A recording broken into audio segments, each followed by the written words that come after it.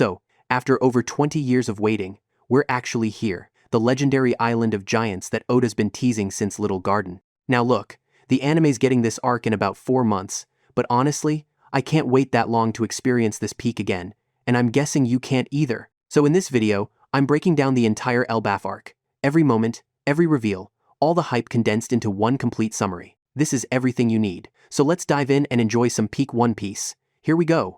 The festivities aboard the massive giant warrior pirates ship continue as both crews celebrate their successful escape from Egghead Island. Oimo and Kashi, the two giants who once guarded Enies lobby, reveal crucial information to the Straw Hats. After leaving Water 7, they traveled to Little Garden to retrieve their legendary captains, Dory and Brogy. When they arrived at the ancient island, they discovered something shocking. The two warrior captains were fighting with nothing but their bare fists. Their mighty weapons had been completely destroyed in their century-long duel. The giants convinced their captains to temporarily cease their eternal battle and return to Elbaf to obtain new weapons. However, true to their warrior nature, both captains fully intend to resume their duel once properly armed. Nami finds this absolutely incredulous. She can't believe these giants would want to continue fighting after 100 years of combat. 1 month earlier on Gartel Island, the Red Hair Pirates achieved a decisive victory over the Barto Club.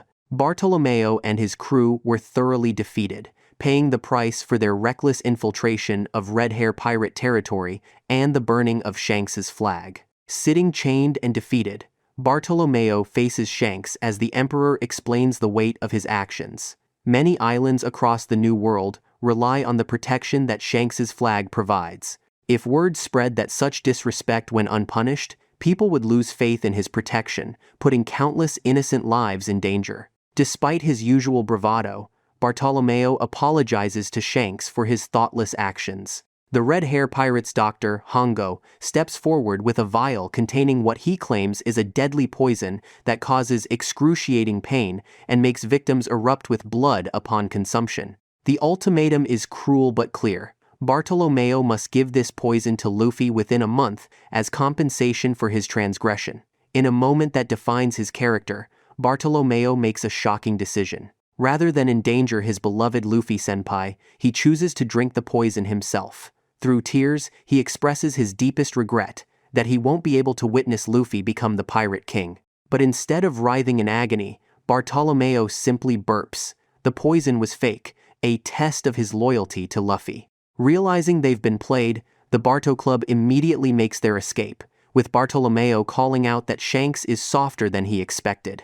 However, the lesson isn't over. Shanks reveals he's impressed by Bartolomeo's dedication to Luffy, but consequences must still be paid. From a great distance, Yasopp takes aim and fires at the fleeing going Luffy-senpai. The ship explodes and sinks into the ocean, leaving their ultimate fate unknown. On Hachinosu, Marshal D. Teach returns to find mixed results from recent operations. Blackbeard is furious with Avalo Pizarro for allowing both Kobe and Gecko Moria to escape. Despite his anger, Blackbeard recognizes the silver lining, as crew is fired up and ready to search for the One Piece. More importantly, while Kobe escaped, they've secured valuable prizes. Kuzan managed to capture the legendary Garp, and Blackbeard now possesses Charlotte Pudding, the Three-Eye Tribe member whose mysterious abilities could prove invaluable. Blackbeard contacts Lafitte, positioned at the Umit Shipping Company headquarters. The Navigator reports on the Revolutionary Army's ongoing siege operations. The gondolas keep breaking down whenever loaded with food, stopping all supply shipments to the Holy Land. This means the world nobles themselves might be in real danger for the first time in centuries. Katarina Devon and Van Augur arrive with Caribou, the Logia-type devil fruit user who has been gathering information about the ancient weapons. 2 days after the giants departed from Egghead Island, what should have been a straightforward journey to Elbaf takes a dramatic turn. The Thousand Sunny, along with 6 members of the Straw Hat Pirates, Luffy, Zoro, Nami, Usopp, Sanji, and Chopper, have completely vanished without a trace. The remaining crew members and the giant warrior pirates search frantically for any sign of their missing friends. Nami awakens in a completely unfamiliar environment, a strange room constructed entirely of studded blocks, giving it an almost toy-like appearance. She finds herself dressed in a Viking-like outfit, complete with traditional Nordic styling that she definitely wasn't wearing before. In a mysterious ancient land, panic fills the air. The inhabitants desperately fight against a spreading fire that threatens their most sacred treasure, Yggdrasil, the mighty world tree. From the branches of the great tree, enormous bees called stingmore are falling like rain, each one bearing signs of injury. The people speak in worried tones about reporting these events to their sun god, and reveal shocking news: their ear god has fallen. Meanwhile, at Bigstein Castle, Nami has just managed to take down one of those massive stingmore bees with Zeus's help. Standing amidst the aftermath, her composure breaks down. Tears stream down her face as she cries out desperately for her crewmates, having no idea where she is or how she arrived. Just when hope seems lost, Nami hears Usopp's voice in the distance. As she rushes toward it, she encounters an absolutely massive hedgehog known as the Needle God. The giant hedgehog becomes angry and begins chasing her with hostile intent. Nami eventually locates Usopp, but he's locked in his own battle against a giant cat known as Iskat. The angry hedgehog catches up to them, and in the chaos that follows, Nami's electrical attack from Zeus hits both creatures, electrocuting the hedgehog and cat simultaneously. Unfortunately, the double electrical attack doesn't neutralize their feline opponent. Instead, giant cat becomes enraged and pursues both Nami and Usopp through the winding corridors. As they run, both Straw Hats try to make sense of their situation. Usopp explains that he simply woke up in this castle wearing different clothes. Neither has clear memory of how they arrived, but both remember drinking a special type of alcohol given to them by the giants, powerful enough to cause vivid hallucinations. Their flight leads them to a dead end. Usopp, convinced everything is a hallucination, boldly stands his ground, certain nothing can harm him. Reality proves different when the cat's claws strike, showing the pain is absolutely authentic. The attack sends both pirates flying over the edge. When they look up, they witness the giant cat transforming into a massive lion, revealing these creatures possess shape-shifting abilities. Just when the transformed lion is about to deliver a crushing blow, salvation arrives. Luffy, Zoro, and Sanji appear, and the monster trio springs into action with perfect coordination. Luffy's Gear 3rd, Elephant Whip, Zoro's Kokujo o Tatsumaki, and Sanji's Ifrit Jambe e Pali Strike land simultaneously, overwhelming the lion and causing it to transform back into its cat form. As the dust settles, Sanji rushes to comfort Nami, while she dramatically insists Usopp is dead despite him clearly being alive. Luffy suggests hunting more animals for food, but Zoro interjects with more practical priorities, finding their ship and locating their scattered crew members. Throughout this casual discussion, Nami becomes increasingly frustrated at how nonchalant her crewmates are. Sanji deduces he's not dreaming because men are present. Zoro reveals he woke up on the opposite side of town, but was drawn by the sound of Luffy devouring the giant rabbit. Usopp points out something crucial. Though they're wearing traditional Elbaf clothing, it's impossible that the land of giants would have clothes perfectly sized for humans. This observation strikes everyone as suspicious. Their search for answers leads them to encounter a man riding a giant grasshopper, clearly in a hurry. When approached, he explains he cannot spare time, but shares crucial information. They are in the land of gods, ruled by someone called the Sun God. The man reveals he serves the ruler of Bigstein Castle, Iskat, the giant cat they battled earlier. He mentions the Needle God should be getting hungry and explains his delay is because the ear god the rabbit Luffy devoured was burned to death. Before departing, he warns them never to venture toward the Sun God's temple, heavily guarded by vicious soldiers. However, his words have the opposite effect on Luffy, whose eyes light up with excitement as he immediately takes off running in that forbidden direction. Luffy spots someone approaching and assumes he can run past them, but crashes directly into a massive mirror with tremendous force. The impact causes the very sky above to crack like glass. The mirror shatters, revealing a netted door behind it, exposing the truth. The entire blocky kingdom is an elaborate diorama within a giant-sized room. They hear Chopper's voice calling for help and, after cutting through the netted door, finally reunite with their beloved doctor. Examining the giant room,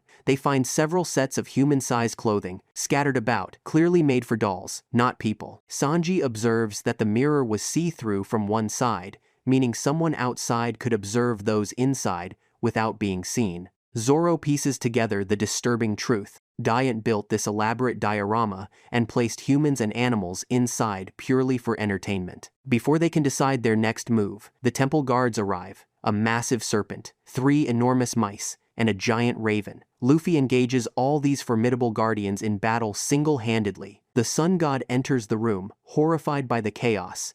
The Straw Hats are fighting his precious animals and have set parts of his diorama on fire. Luffy transforms into Gear 5, his body taking on cartoonish properties as he systematically defeats all the temple guards. With the guards defeated, the crew begins running from the increasingly furious sun god. They commandeer Iskat as transportation, while Nami finds a detailed blueprint showing the layout and exit location. As they race toward freedom, the sun god continues his relentless pursuit. The Straw Hats flee through the bizarre Lego kingdom while riding on the back of the giant cat Iskat. The sun god storms in, furious at the destruction. He discovers the skeletal remains of the ear god, a meat-eating creature the Straw Hats had already defeated. Enraged, he accuses them of ruining his sacred space and harming what he considers his possessions. Nami studies the map she stole earlier, quickly memorizes it, and throws it away. She explains that the clouds hanging from the ceiling are made of cotton, and if they keep moving straight, they have already crossed more than half of this artificial land. The sun god attempts to stop them by throwing a massive iron net over the entire group. His confidence does not last long. Zoro and Sanji effortlessly slice through the steel net, allowing the crew to continue forward. Shocked by their strength, the sun god warns them about the territory ruled by the ear god ahead, only to realize that the creature has already been killed. The revelation leaves him laughing hysterically, amused that his miniature world has become truly alive since the Straw Hats arrived. Elsewhere, captives trapped within the Lego kingdom attempt to escape. Usopp fires his green star exploding skullgrass, shattering a mirror, but the wall behind it remains unbroken. The truth behind the sun god is finally revealed. He is Road, the navigator of the new giant warrior pirates. Road despises Hajruden's decision to follow Luffy and join the Straw Hat Grand Fleet. To him, giants bowing to humans is an unforgivable humiliation. Fueled by resentment, he chose to take matters into his own hands. The Straw Hats had unknowingly sailed through the sleeping mist belt, a mysterious fog that knocked them unconscious. While they slept, Road's raven Mugen carried the Thousand Sunny to him. Road then transported them into his artificial world, treating them as living dolls for his twisted amusement. Each time they began to wake, he simply put them back to sleep and reset his display. Now fully awake and furious, the crew confronts him. Luffy prepares for battle, activating Gear 4th in only his left arm, showing precise control over his power. Nami explodes with anger over how Road treated her, and Sanji burns with rage at the thought that she was undressed and redressed like a toy. Road mocks them, listing each crew member by name, revealing how closely he has been watching them. Despite everything, he admits that Hajrudin might respect Luffy, but he never will. Nami decides it is time for judgment.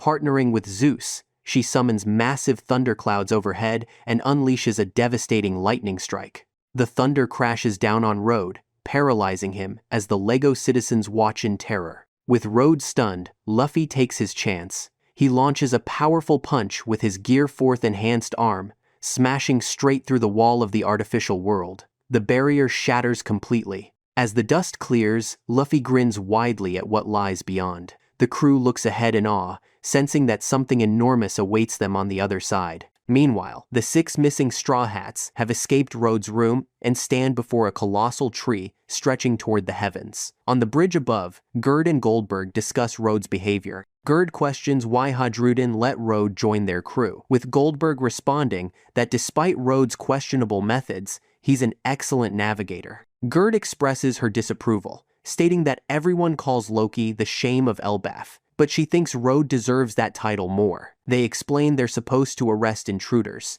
but Road keeps smuggling people into their country without permission. The Straw Hats hide below, listening. Usopp confirms they've definitely reached Elbaf. Luffy tries to call out to the giants, but Nami stops him, knowing they arrest intruders. The giants pause, sensing something, then continue toward the castle. The Straw Hats emerge and begin crossing the rope bridge, with giant wolves prowling below. Suddenly, Luffy stops, getting goosebumps as his observation haki picks up something powerful. He mentions hearing something back in that diorama and needs to go check it out. Before anyone can stop him, he heads off alone. Back on the Great Eirik, the latest newspapers arrive with shocking headlines claiming the Straw Hats attacked Egghead and that Luffy killed Dr. Vegapunk.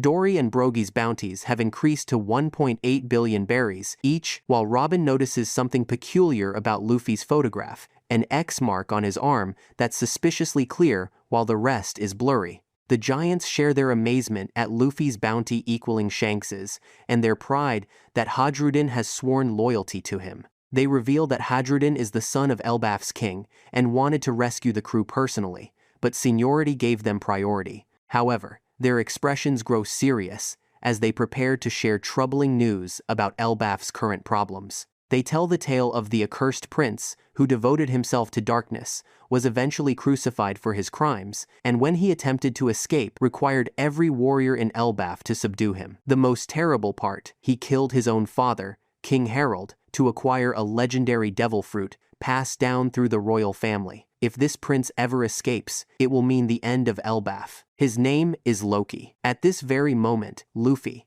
having followed the mysterious voice, discovers a massive figure chained and blindfolded in a forest clearing. Despite being bound, Loki immediately senses Luffy's presence, his overwhelming haki filling the air. Loki senses Luffy there and demands he introduce himself. Luffy responds with characteristic straightforwardness, asking where they are and who Loki is supposed to be. Loki's response carries the weight of prophecy. They are in Elbaf, the land where all wars originate, the place where conflict is born and spreads throughout the world. His next words are even more chilling. He claims to be the sun god and the one who will bring about the end of this world. Luffy bursts with excitement about finally reaching Elbaf. He hopes Usopp will figure out they've made it to Elbaf once the sniper climbs the massive tree. An irate voice cuts through Luffy's chatter, Loki, declaring that Luffy stands before the sun god himself with no right to speak without permission. This is Loki, with a world government bounty of 2.6 billion berries.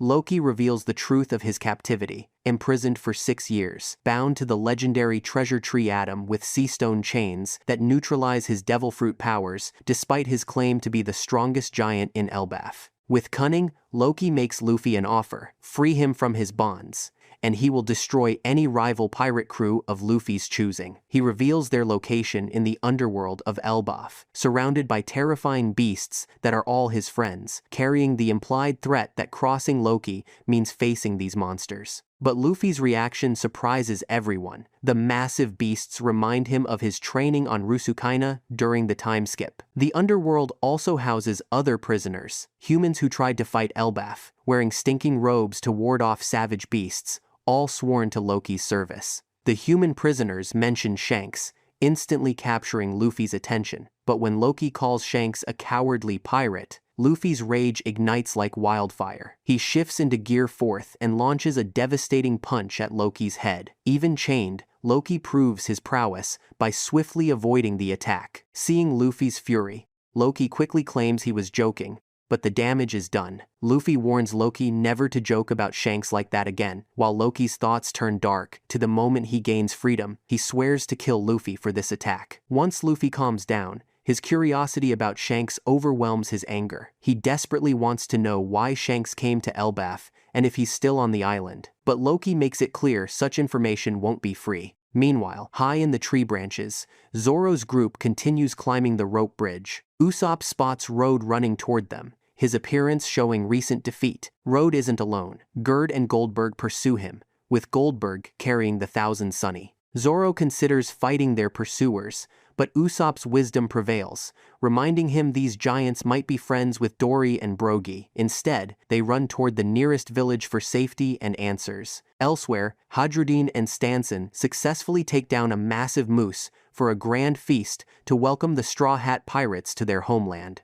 Back aboard the Great Eirik, Brooke finishes giving Robin a haircut. Robin looks in the mirror and smiles. Her hair looks exactly as it did 2 years ago during the time skip. Dory and Brogy understand immediately. Robin has chosen this hairstyle because it's how she looked when she first met Jaguar D. Saul on Ohara 20 years ago. The reunion she's waited for her entire adult life is finally at hand. The great Eirik finally reaches Elbaf's shores after all their trials and tribulations. But as the crew celebrates, tragedy strikes elsewhere. A giant's voice rings out in panic, carrying news that will shake Robin to her core. Saul has fallen and cannot get up. The man she's waited 20 years to see again is in grave danger. Young giant boy Colin rushes through Elbaf's streets with urgent news. The great Eirik has returned. Brogy explains they're heading to the Sun World, while Colin recalls how Shanks had told him to remember a specific pirate's name, Monkey D. Luffy. Suddenly, a brilliant rainbow appears,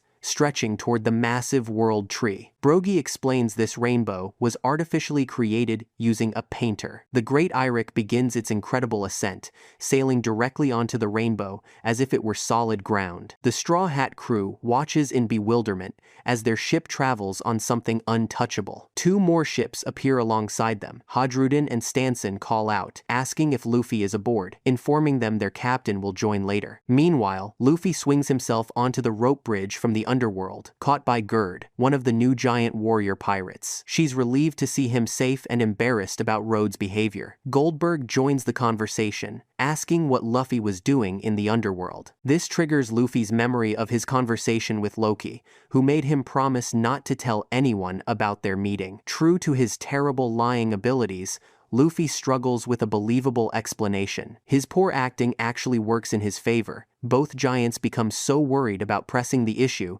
that they drop their questions entirely. In the Sun World, Road pursues Nami and Chopper, reaching out with enormous hands. But Zoro and Sanji execute a brilliant trap, toppling a massive tree onto Road. As the giant hits the ground, Gerd and Goldberg arrive with Luffy, delivering powerful strikes that completely knock out the troublesome giant. With the threat handled, proper introductions begin. Gerd and Goldberg formally introduce themselves as members of Hadrudin's new giant warrior pirates, offering to serve as guides. However, Luffy's adventurous spirit takes over, and along with Chopper and Usopp, he charges toward the nearest village. Gerd easily carries Nami, Zoro, and Sanji while following the enthusiastic trio, with Goldberg transporting the Thousand Sunny safely. As the great Eirik and Naglfar continue up the Rainbow Bridge, Dory and Brogy educate their passengers about Elbaf's unique structure. Elbaf's 3 distinct levels.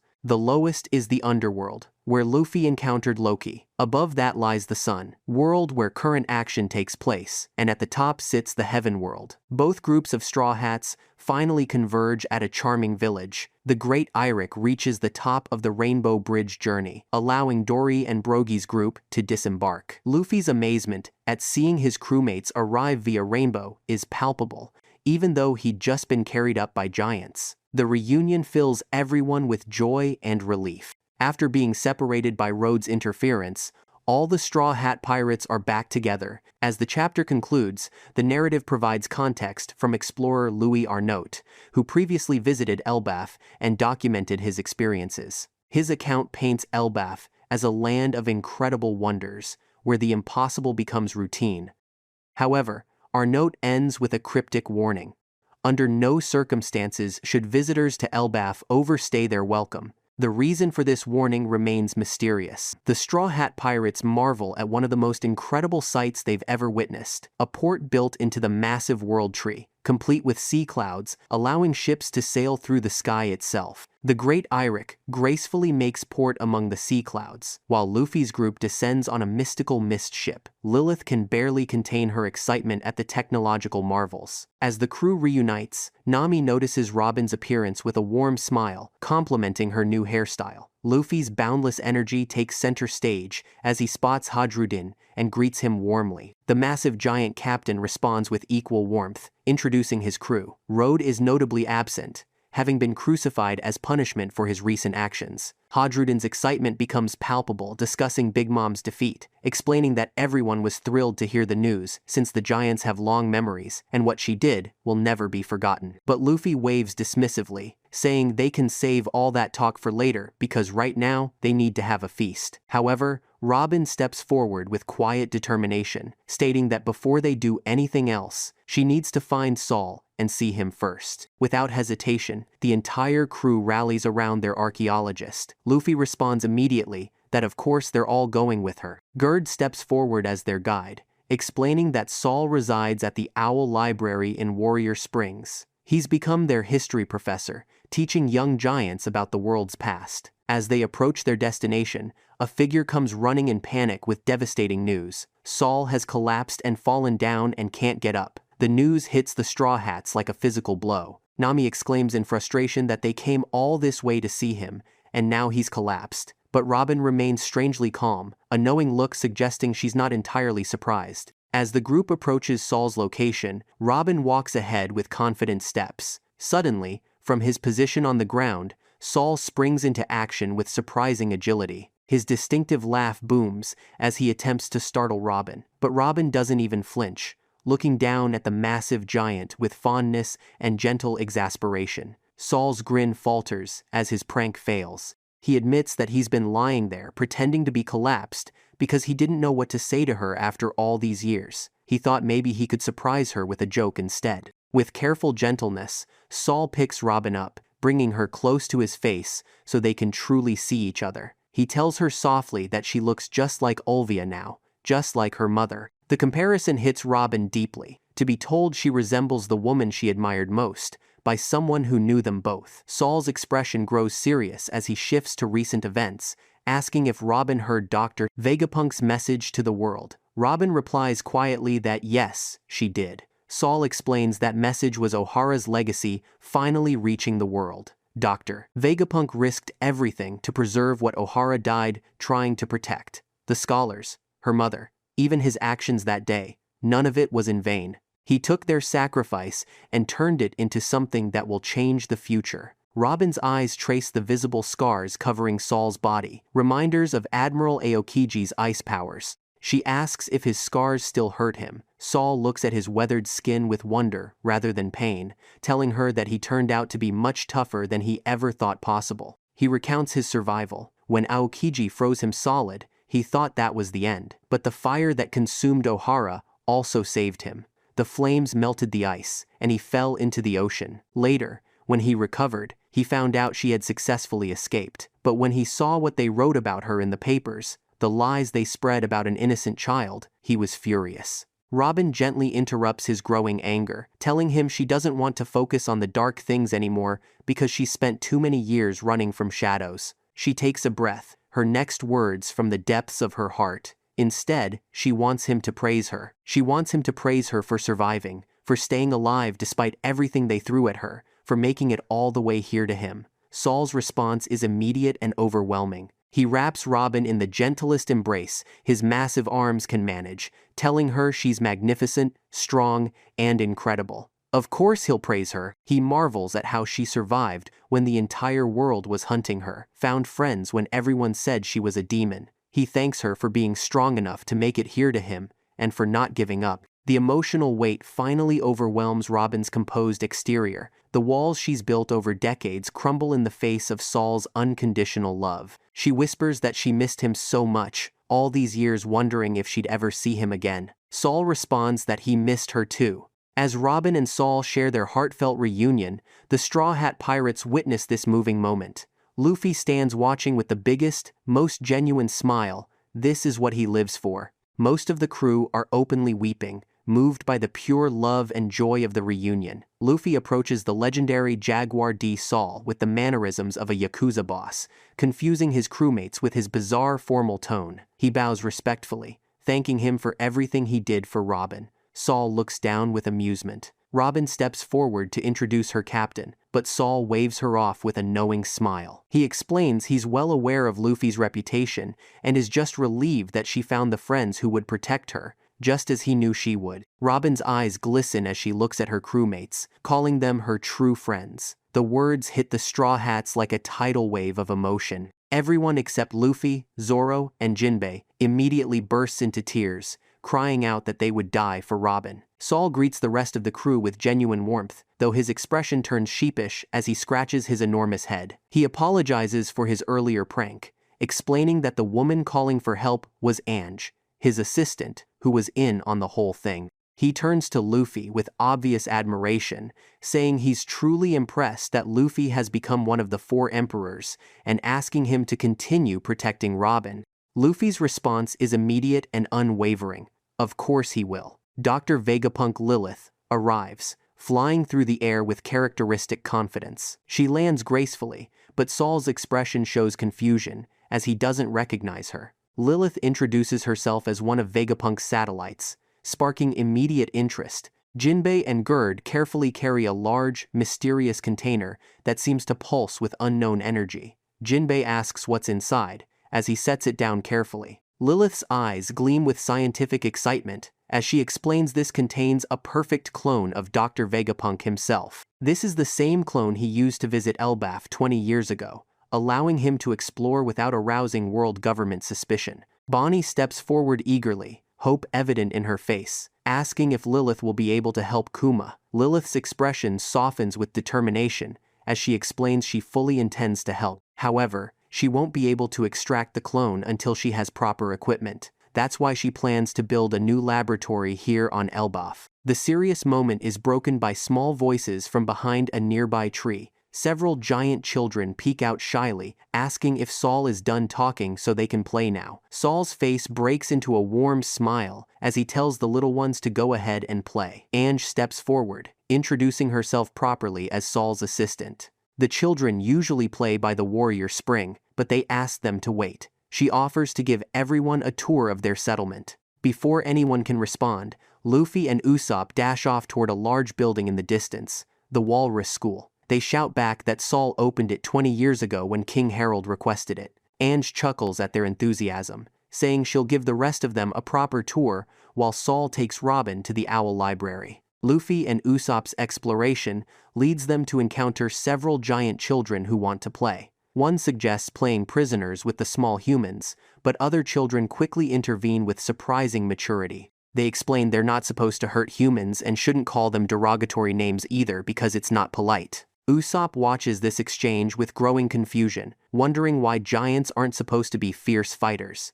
The children shake their heads solemnly, explaining that fighting is dangerous. The mystery deepens when they realize they've been standing on someone. A gentle voice speaks from beneath them, asking to be excused. They discover Ripley, a giant woman serving as teacher to the children. Despite the awkward situation, she seems unbothered. Rising to her full height, she looks at the confused pirates with understanding. She explains the children's behavior by revealing that the legends they've heard about fearsome giant pirates are over 100 years old. Today's giants are quite different. She gestures toward the peaceful scene around them, explaining that King Harold wanted them to trade with other nations rather than plunder them. The giants considered him a revolutionary who wanted to change Elbaf for the better. Unfortunately, he was slain by Loki, and because of this tragedy, the giants refused to acknowledge Loki as their new king. This has left their country without a proper ruler. As the group tours the school, Ripley's attention focuses on Luffy with intense interest.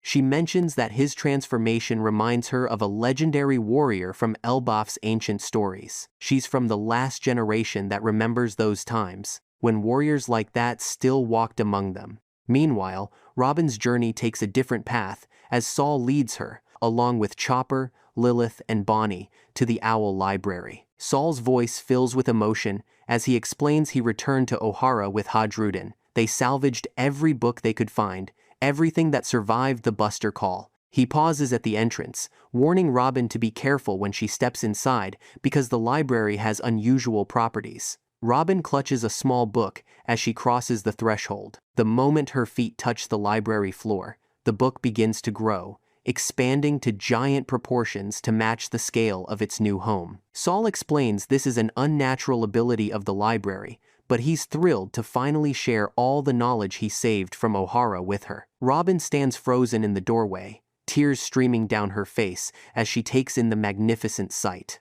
Deep beneath Elbaf, in the shadowy underworld, Loki speaks into a Den Den Mushi with someone he has never met face to face. Loki asks if that moment of fear still motivates them, and the voice confirms it does, though guarded in response. Loki's chains rattle as he shifts, explaining that even though they've never met in person, he considers them a friend. If he were in their position, he would have destroyed everyone present without hesitation. The person's disapproval comes through clearly, but there's growing recognition in their response as they mention beginning to notice the essence of kindness in his brutal honesty. Loki's reaction is immediate and violent as he declares there is no kindness in him and warns them not to mistake his words for something they're not. While the giants celebrate and the Straw Hats explore, something dark stirs in peaceful Elbaf. A bolt of black lightning strikes the nearby castle with supernatural precision, leaving a mysterious magic circle on the floor, its intricate patterns glowing with otherworldly energy. From within the glowing circle,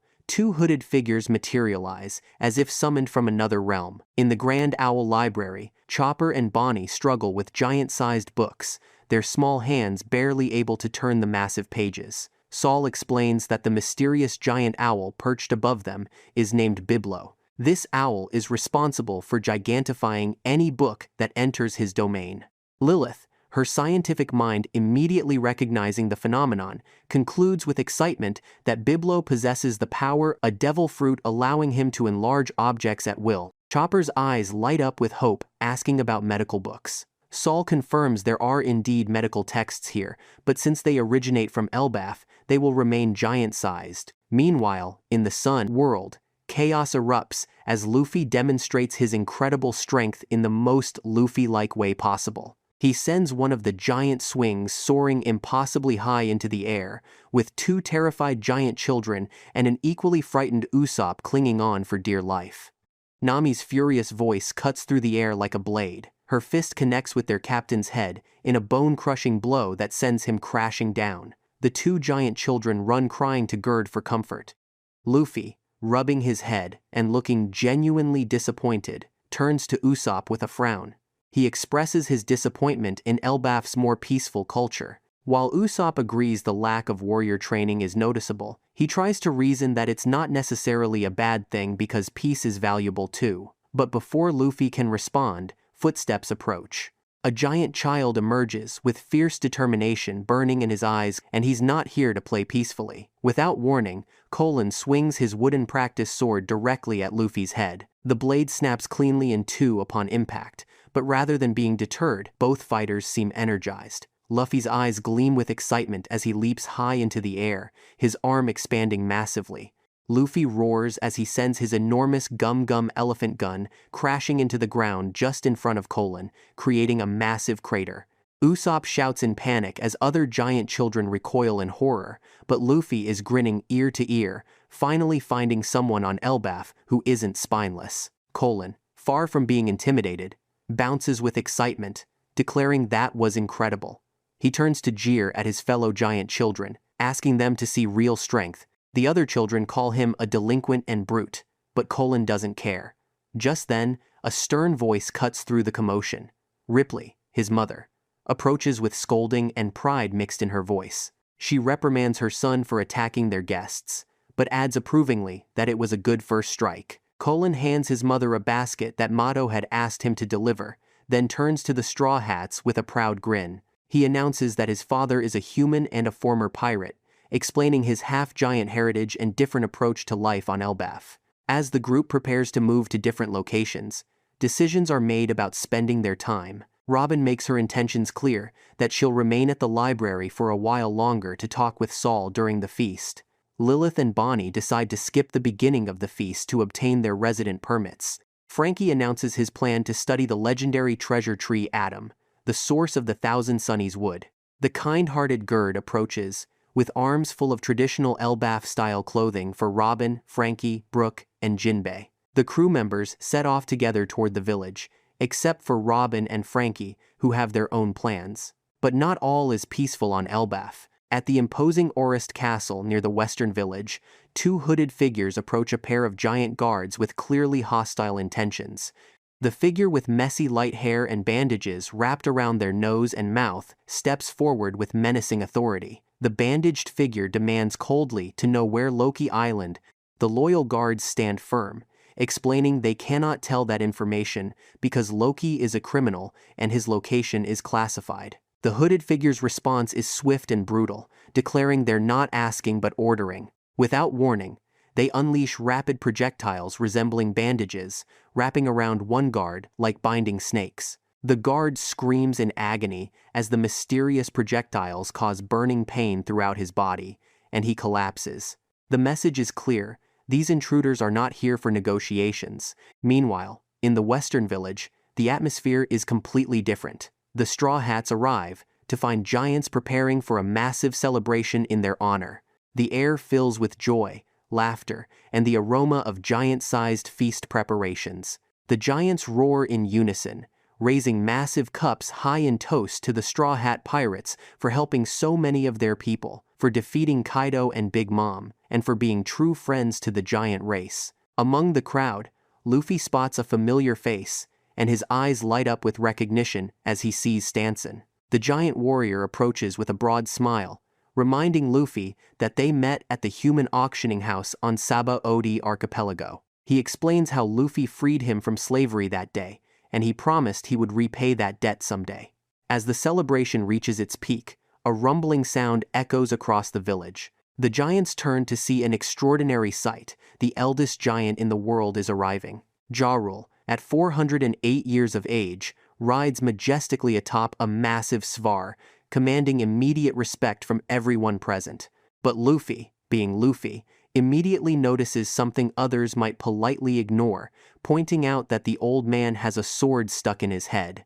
Ja Rule chuckles at the young pirate's directness, reaching up to touch his helmet and explaining that his helmet stopped it from going all the way through. However, everyone can see the blade has cut remarkably deep, dangerously close to penetrating completely through both helmet and skull. The sight of this ancient warrior, still carrying evidence of some tremendous battle, serves as a reminder that even in this time of peace and celebration, Elbaf holds many secrets and dangers. The aroma of perfectly cooked meat fills the air as Luffy devours the feast prepared by Hajrudin, his eyes lighting up with pure joy at a meal that could make any pirate's day. Ja Rule watches with amusement and comments on the formidable moose Hajrudin hunted for this occasion, but Hajrudin's response reveals something deeper. He declares he would gladly risk his life for Luffy, showing the profound respect these ancient warriors have for the Straw Hat captain. Ja Rule explains that humans rarely venture into Elbaf's sun world and that most visitors never make it past the underworld, fleeing in terror from the ferocious beasts roaming those dark depths. Meanwhile, across the giant settlement, Usopp has found his perfect audience, spinning his tale of defeating the legendary Oars to giants who listen with rapt attention, knowing Oars as a legend of incredible viciousness and power. Nearby, Jinbei finds himself the center of curious attention as the giants marvel at his unique skin color, prompting the Fishman to explain the incredible diversity of Fishman Island and describe fishmen with even more varied and beautiful colorations, sparking the giant's imagination and dreams of one day seeing a real mermaid. Sanji gushes about the ethereal beauty of mermaids, but finds himself completely flustered by the giant women surrounding him, who call him a cutie and make him blush furiously. Brook presents perhaps the greatest mystery to the giants. A walking, talking skeleton who can play music and crack jokes is entirely new, even for these ancient warriors. Nami is surprised to learn that most giants aren't actually pirates, having assumed all giants were seafaring adventurers. The tension from Road's earlier rudeness hasn't been forgotten as Gerd forces the young giant to properly apologize. Zoro, with characteristic directness, waves off the apology but makes his position crystal clear, telling Road that if it hadn't been for Usopp's intervention earlier, Road would already be dead, delivering the threat with such casual menace that Road literally falls over in fear. The other giants laugh at Road for not checking the Straw Hat's impressive bounties before picking a fight, and even Gerd joins the mockery, giving Zoro explicit permission to kill Road if he ever pulls such a foolish stunt again. Road explains he was trying to fulfill what he believes is every giant's dream on Elbaf, to become the sun god and rule the world. This declaration immediately sparks a heated religious debate among the giants. Some argue that the sun god isn't meant to be a ruler, but rather the god of liberation. Others counter that he's the god of destruction, and still others insist he's the god of laughter. The disagreement grows so intense that an actual fight breaks out among the religious giants. Seeing Luffy's confusion, Ja Rule provides historical context, explaining that Elbaf possesses an ancient religious text called Harley, but tragically, no one can properly translate it anymore. The knowledge of the ancient language has been lost to time, leaving only interpretations and guesswork. According to what they can understand of Harley, the world has been destroyed twice in the past, and in both cases, Nika was somehow associated with these world-ending events. Ja Rule makes the political implications clear, regardless of whether Nika represents liberation, destruction, or laughter. His presence signals great change coming to the world, which is precisely why those in power fear his arrival and work to erase his existence from history. A look of recognition crosses Luffy's face as he recalls Bonnie mentioning the same figure back on Egghead Island. Ja Rule proceeds to describe Nika's characteristics, and gradually Luffy begins connecting the dots, remembering how everyone called him Nika when he transformed into Gear 5th, though he still hasn't fully grasped the connection between Nika and his devil fruit powers. The giants share their childhood memories of idolizing Nika, revealing how deeply ingrained this figure is in their culture. Ja Rule mentions that both Loki and his father Harold attempted to emulate Nika in their own ways, setting up the tragic story that follows. When Luffy innocently asks if Loki is a good person, the giants react immediately and vehemently, refusing to consider Loki as anything but evil and giving good reasons for this assessment. They tell a tale of prophecy and patricide. Even before Loki was born, his father Harold prophesied his own death at his son's hands, and shortly after Loki's birth, he killed the family's lucky horse, a disturbing sign of things to come. The timing of Loki's birth was particularly ominous, coinciding with the year Big Mom accidentally killed Jorel during her childhood rampage. Since then, Elbaf has been plagued by natural disasters and suffered the loss of their beloved queen, leading the giants to see Loki's birth as connected to these tragedies. By age 10, Loki had established himself as a force of chaos and destruction, making the dangerous underworld his personal playground, hunting and taming ferocious beasts feared even by adult giants, and unleashing these creatures upon the village to terrorize his own people. The ultimate betrayal came when Loki fulfilled his father's prophecy by killing Harold. During the battle to stop this patricide, Ja Rule himself was gravely injured, the scars of which he still bears. These tragic events occurred about 6 years ago, and the person who finally stopped Loki's rampage was none other than Shanks himself, a revelation that amazes Luffy, who had no idea of his mentor's involvement in Elbaf's recent history. The giants add another tantalizing detail. Shanks was on the island not too long ago, meaning Luffy might have just missed him. Recognizing Luffy's strange behavior, Zoro pulls him aside for a private conversation. Luffy confides about his encounter with Loki, sharing details of their meeting that others haven't heard. Zoro's analytical mind quickly points out that everything Loki told Luffy must have been lies, given that everyone on Elbaf despises the imprisoned giant. But Luffy's desire to reunite with Shanks is so strong that he's willing to take the risk, admitting that if Loki can tell him where to find Shanks, he wants to hear what the giant has to say. However, he promises that if Loki was lying, he'll beat him up for the deception. Zoro, who didn't meet Loki personally, can't make his own judgment, and they decide the only way to know the truth is to see for themselves. Nami approaches, having overheard enough to know they're planning something interesting, and volunteers to guide them, claiming it's because of her navigation skills. The group decides to use a Svar to reach the castle where the keys to Loki's restraints are kept. Luffy notices Road accompanying them and asks why, and Nami reveals her true nature with gleeful honesty. She's turned Road into her new servant by shocking him with her climb attack. Then Nami reveals her real motivation for joining the mission. She innocently asks Road if it would be okay if all the treasure in the castle just disappeared. Zoro immediately recognizes Nami's true intentions. This isn't about helping Luffy or satisfying curiosity. The navigator has her eyes on the castle's treasure vault. Meanwhile, in the dark depths of the underworld, the two mysterious hooded figures finally reach Loki's location and reveal themselves as members of the infamous God's Knights, the world government's most elite force. They approach Loki with an offer to join their prestigious ranks, but Loki's response is immediate and filled with contempt as he refuses outright, declaring he won't waste his only life becoming garbage like the world nobles who control the God's Knights.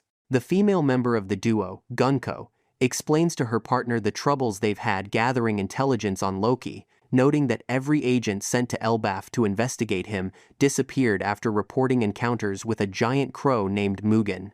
Now that she's seen Loki in person, Gunko finds his insolent attitude intolerable and considers him deserving of death for his disrespect. However, her partner warns her against being hasty, aware that they're in dangerous territory and that rushing to violence might not be wise. As if summoned by the mention of danger, a massive wolf appears behind the god's knights, one of the fearsome creatures of the underworld, clearly under Loki's command. With casual authority, Loki orders the wolf to devour the intruders, expecting the end of their unwelcome visit. But Loki's shock is evident as Gunko doesn't flee or show fear. Instead, she demonstrates why she's worthy of being called a god's knight. Using her mysterious power, she unravels her clothes like bandages, transforming them into strong, flexible restraints. With incredible ease, she wraps these fabric restraints around the giant wolf's neck and lifts the massive beast into the air, dangling it helplessly. Gunko, having demonstrated her overwhelming power, offers Loki a choice: would he reconsider joining the god's knights if she spared the wolf's life? Loki's response reveals the depth of his character. He tells the wolf to die in peace, accepting that while he will be sad and angry about its death, he won't compromise his beliefs or beg for mercy. Then Loki reveals his true plan. Rather than waste time quibbling about methods of death, he will channel all his negative emotions, sadness, anger, frustration, and use them as fuel for his ultimate goal: the destruction of the entire world. The Straw Hat Trio, Luffy, Zoro, and Nami, make their way toward the abandoned Orist Castle. Their mission is clear but dangerous. They must obtain the key to the chains that bind the giant Loki. Once inside the imposing walls, the Straw Hats are guided by Road, the navigator giant. As they approach the imposing structure, Road reveals that no one has entered this place since King Harold's death.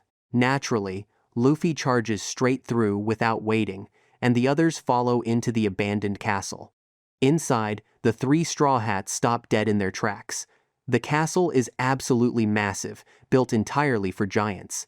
Nami quickly realizes walking through here on foot would be impossible for humans their size. Road offers to carry them, and from their elevated position on his shoulder, they can fully take in this abandoned royal residence. As Road carries them deeper, they notice destruction everywhere: walls cracked and crumbling, furniture smashed, entire sections demolished. Road explains this is the aftermath of the battle between King Harold and his son, Prince Loki. When a giant king and prince fight with all their might, this level of devastation is inevitable. The next sight is truly haunting: piles of enormous skeletons, the remains of giant warriors. Road's voice grows heavy as he recounts how Prince Loki slaughtered over 100 soldiers that day. Only 2 beings survived that massacre: Loki himself and the legendary Jarul. Continuing through this graveyard, one skull catches Luffy's attention. It has massive curved horns, reminding him of oars from Thriller bark. Road confirms this and explains an important piece of giant history. Some giants carry ancient giant blood in their veins.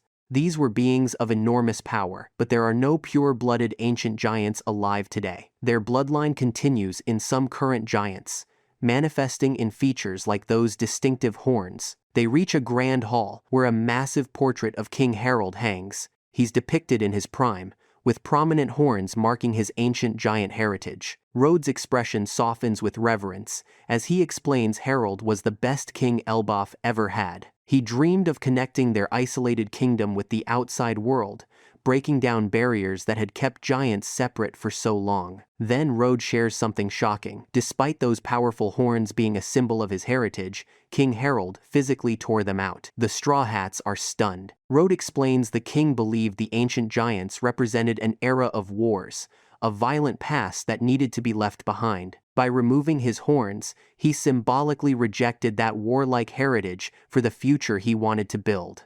Road has another revelation, this one about someone they know well: Hadrudin, the giant warrior from their grand fleet. Road reveals that Hadrudin hates Loki more than anyone in Elbaf, and the reason is deeply personal. Hadrudin is King Harold's other son. Nami's eyes widen with shock.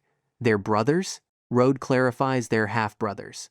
Hadruddin was born to a woman from another kingdom, not native to Elbaf. This leads Rode into explaining one of Elbaf's darker aspects. Hadruddin's mother was never permitted to become queen because she was born in another kingdom, but it goes deeper. Elbaf considers it tainting when their blood mixes with giants from other kingdoms, viewing it as pollution of their pure heritage. Nami immediately calls out this discrimination, disgusted by the prejudice. Zoro asks Rode directly, if giants are so concerned about pure blood, why does he serve Hadruddin? The question triggers a memory. Rode remembers his lonely childhood, isolated because he loved making maps and studying navigation instead of playing like other giant children. Then he met Hadruddin. Despite being a prince, Hadruddin didn't look down on him. When he saw Rode's talent for maps, he offered genuine friendship without hesitation. Rode's voice fills with emotion as he describes Hadruddin's character. Even though he was the king's son, he wasn't allowed to live in the castle. His mother was despised, and he faced constant discrimination, but Hadruddin never gave up or became bitter. He proclaimed his dream to unite all giant tribes scattered across the world and become king of all giants through his own strength. Rode wants to help him achieve that goal. That's why he's loyal, because Hadruddin gave him friendship when no one else would. Just then, Luffy spots something disturbing. Several giant bodies lie scattered on the floor, but these aren't ancient skeletons. These giants appear to have fallen recently. The discovery fills the air with tension. The scene shifts to the underworld, where the chained Prince Loki remains imprisoned. Gunko stands before him, having revealed she ate the Aro Aro no Mi, the Arrow Aro fruit, which generates unlimited arrows from her clothing. She's using this power against Loki, arrow after arrow striking and piercing his flesh. Even through the pain, Loki remains defiant, pointing out he's only taking this beating because he cannot move. Another voice echoes through the underworld. Gunko's hooded partner finally speaks, coldly telling Loki it wouldn't make a difference even without the chains. Even free, Loki would still fall before them. As Gunko continues, something strange becomes apparent. Her arrows aren't random, they're positioning themselves around Loki's face in a specific pattern. Loki deduces the truth. These arrows are markers signifying where attacks will land, a guaranteed hit technique. Once marked, the attacks are unavoidable. Gunko asks one final time if Loki will join them and accept divinity. His response is immediate. He refuses. He will never join the Knights of God. The marked locations on his body are hit with devastating force.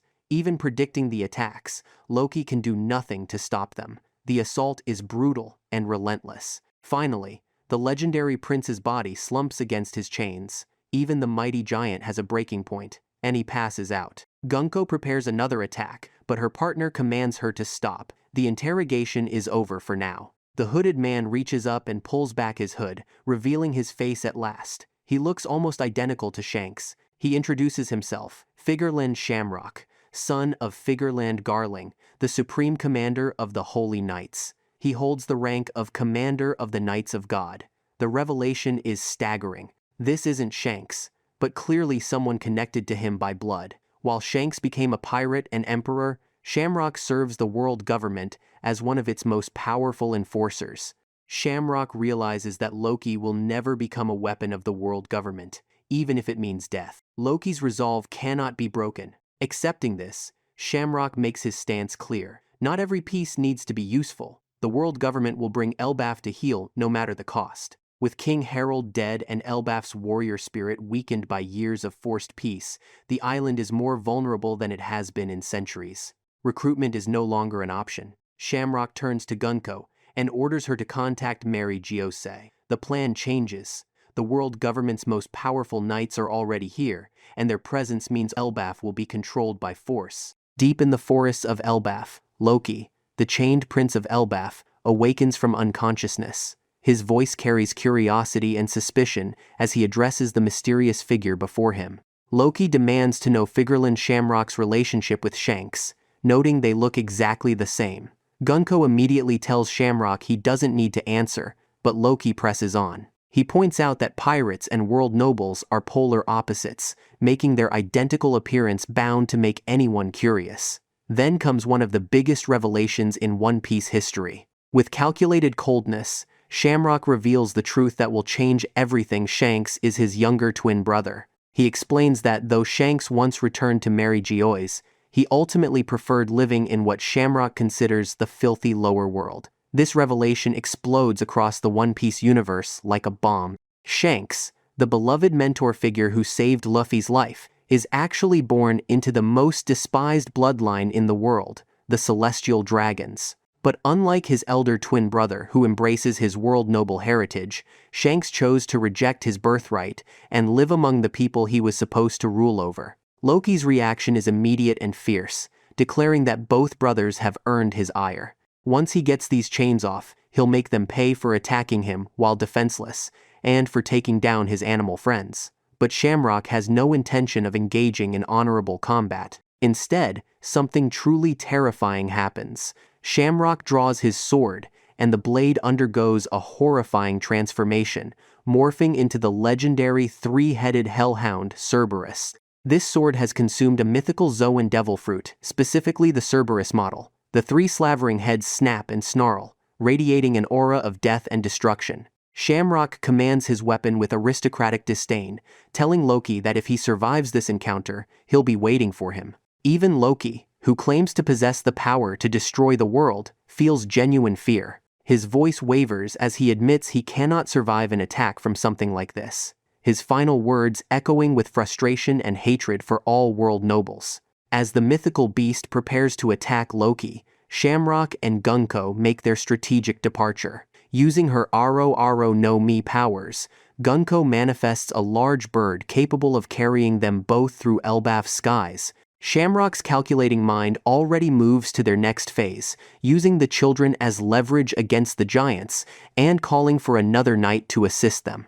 Meanwhile, at Orist Castle, the Straw Hat Pirates deal with their own shocking revelations. When the giant guards explain who attacked them, Luffy's reaction is immediate and absolute. He refuses to believe it was Shanks. Despite the physical similarities and the fact that Shanks has visited Elbaf many times before, Luffy remains unshakable in his faith. The giant guards begin piecing together the puzzle. Could the attacker have been Shanks's brother?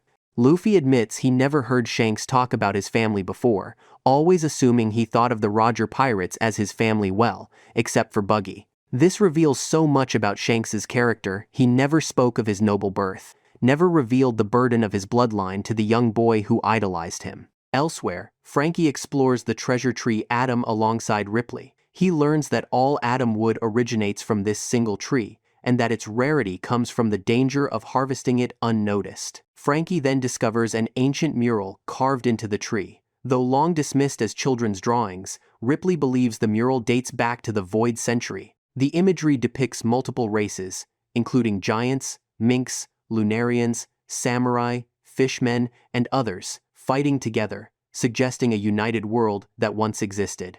In Elbaf's Owl Library, Saul presents Nico Robin with a sacred text known as the Harley. This text forms the foundation of Elbaf's myths and explains why figures like the sun god appear differently across cultures. The Harley is divided into 3 chapters, each describing a different world. Saul explains that legends of Nika consistently depict him laughing to a rhythmic beat, matching the heartbeat Luffy produces in Gear 5th. Robin begins to read. The first chapter describes a unified land where mankind touched a forbidden sun. This act triggered a catastrophic reshaping of the world. In religious language, the land was shattered by an earth god, and a great serpent wrapped around the globe. Interpreted symbolically, this aligns with the breaking of the original continent and the creation of the Red Line, permanently separating the world. The second chapter describes an era of dreams, war, and expansion. Different peoples dreamed, conflict spread, and mankind killed the sun and declared itself God. This corresponds to the Void Century, when the ancient kingdom, powered by a limitless energy source, was destroyed. The seas rose, flooding the land and dividing the world into islands. Rather than literal gods, these events are framed through religious symbolism. The sun here refers not to Nika himself, but to a powerful energy source, the same ancient power later associated with Mother Flame and the ancient weapons. The third chapter describes the present age, a broken world remembering a promised day. It foretells the return of the sun, the end of separation, and the reunion of what was divided. Unlike the previous worlds, this one ends with hope, stating that they will surely meet.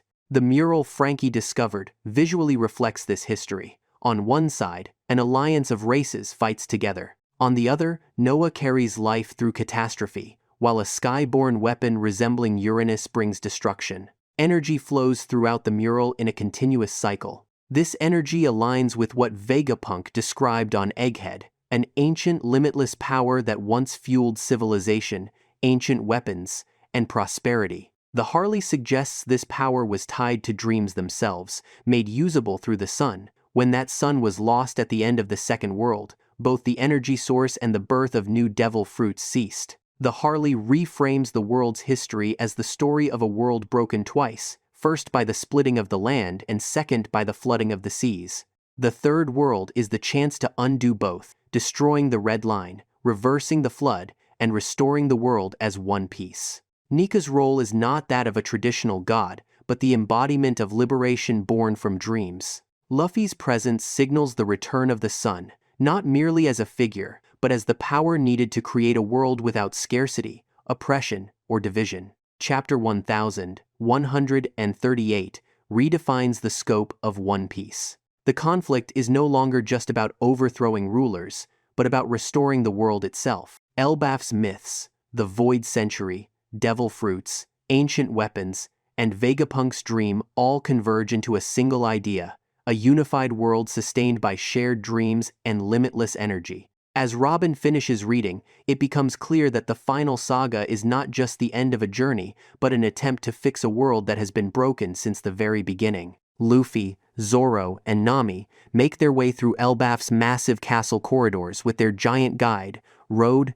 The towering architecture surrounds them as they head toward the throne room, where the key to Loki's chains awaits. Suddenly, before them appears a glowing magic circle, ancient runes pulsing with ethereal energy, suggesting this is no ordinary magical construct. Then, a voice echoes through the chamber, seeming to come from everywhere at once. Road suddenly believes they're encountering something supernatural and cries out about a ghost in alarm. His fear is so overwhelming that he loses his grip, causing everyone to tumble to the ground in a heap. But this is no ghost. Stepping from the shadows comes Scopper Gaban, known throughout the world as the Mountain Eater, the former left-hand man of Gol D. Roger himself. Gaban stands before them with the quiet confidence of a man who has sailed the Grand Line with legends.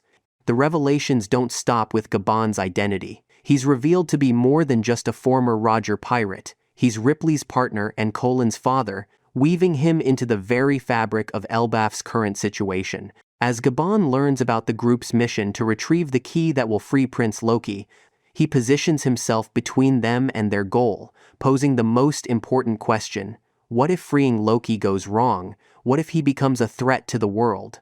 Without missing a beat, Luffy responds with straightforward confidence. They'll beat him up and tie him up again. Gaban's expression grows serious at this casual response. He delivers information that should give anyone pause. The only person who has ever managed to capture and bind Loki was Shanks. No one else was able to do it. The implication hangs heavy in the air. If it took someone of Shanks's incredible caliber to subdue Loki, what does that say about the giant prince's true power? But even this revelation doesn't shake Luffy's determination. As he watches Luffy's unwavering determination, he's reminded of countless moments when he tried to warn his captain about dangerous courses of action, only to be met with that same fearless determination. The Giants share the incredible story behind his fearsome nickname.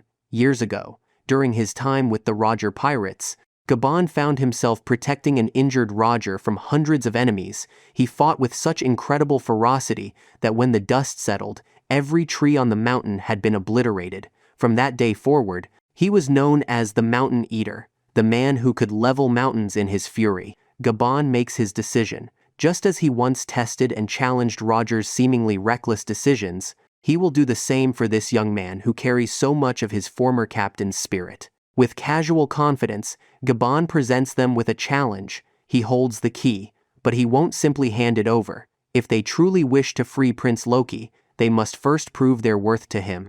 Standing before them, Gaban's presence radiates the kind of power that can only come from years of sailing with the most legendary crew in pirate history. Luffy looks directly at Gabon with confusion and frustration, asking why he needs to fight for the key instead of just getting it, with a taunting edge. What's wrong? Can't he do it? Just like that, Luffy's competitive spirit is ignited. Without hesitation, he leaps off Road's massive hands. Luffy reaches out, stretching his arm to grab the key, but Gabon proves he's no ordinary opponent. With movements speaking of decades of combat experience, he dodges Luffy's attempts multiple times with fluid. Luffy's voice rises as he declares he just wants to free Loki so he can get back to the feast.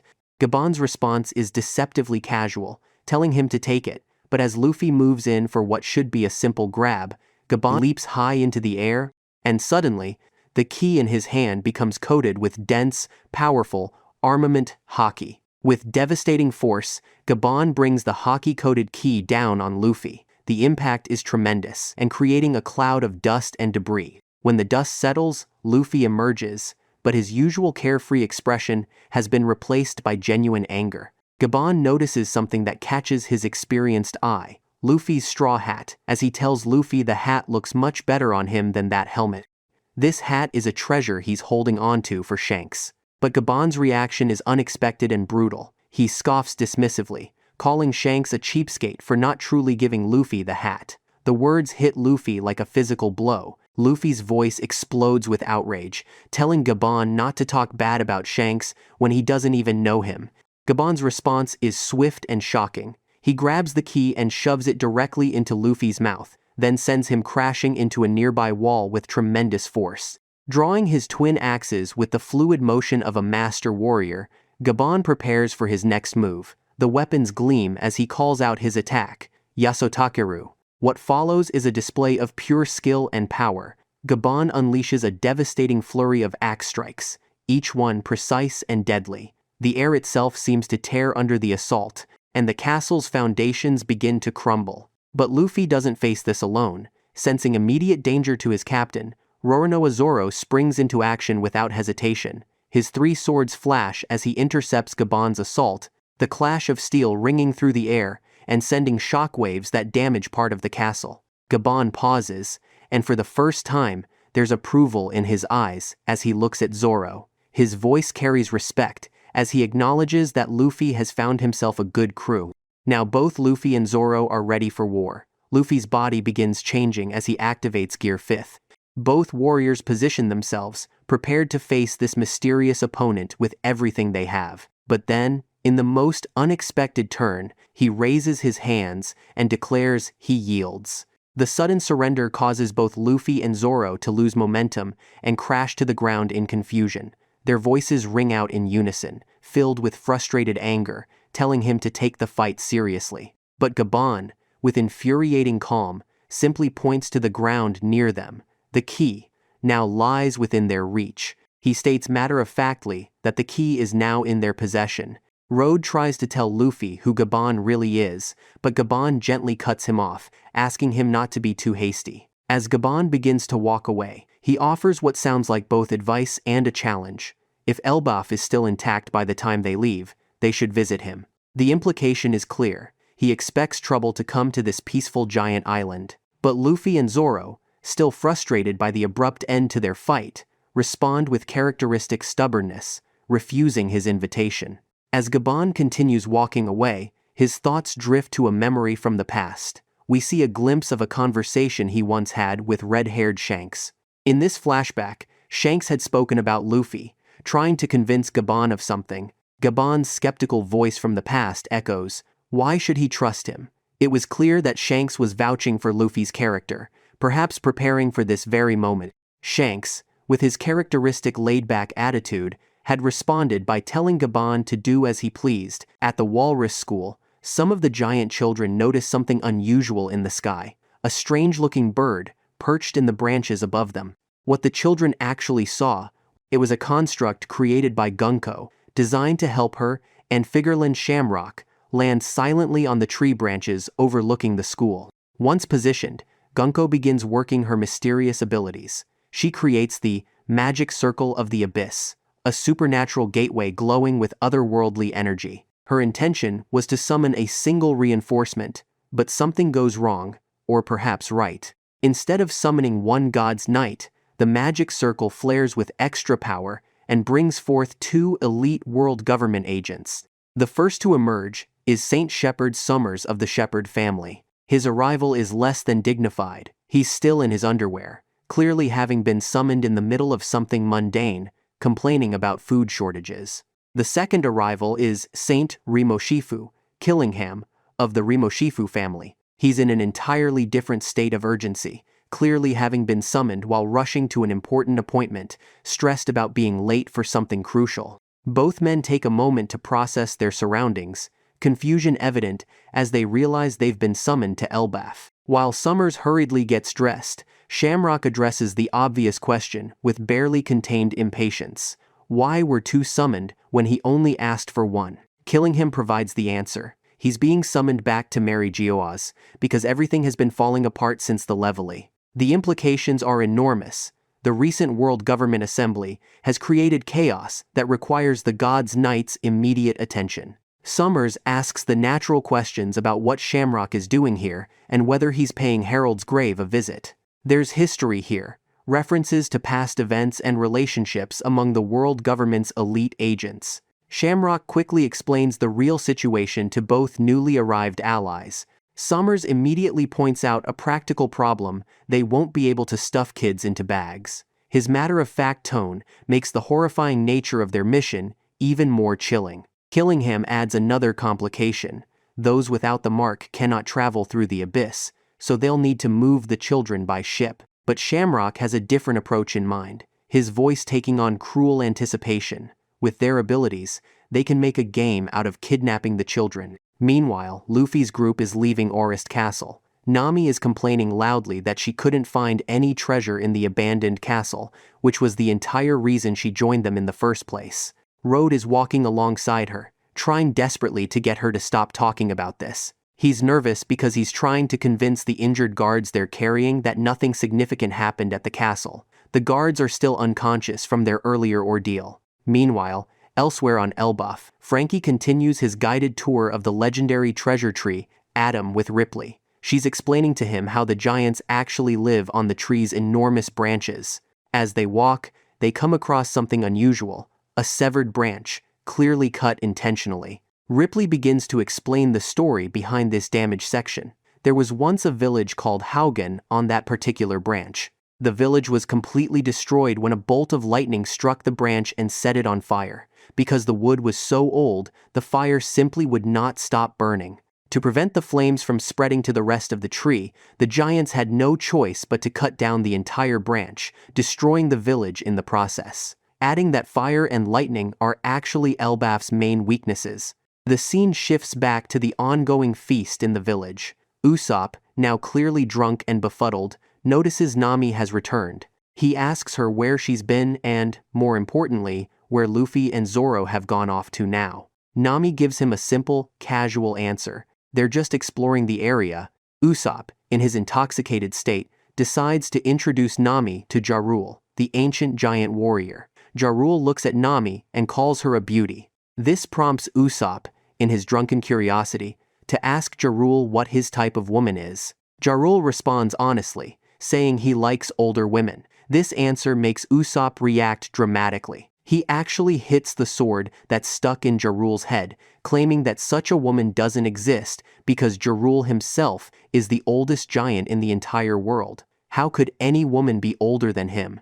Dory immediately scolds Usopp for hitting Jarul like that, concerned about the sword. But Usopp, emboldened by alcohol, drunkenly claims he's brave enough to remove the sword entirely. Brogy quickly warns him that if he actually does that, Jarul will most likely die from blood loss. The sword has been there so long it's essentially part of him now. Nami watches this exchange and comments on just how drunk Usopp has become. She explains that he'd been wanting to visit Elbaf for such a long time, and now that he's finally accomplished this dream, he's partying harder than she's ever seen him party before. Sanji, who's also at the feast, suddenly notices that Gerd is absent. The scene shifts to show why. Road has brought the injured guards from the castle to Gerd for medical treatment.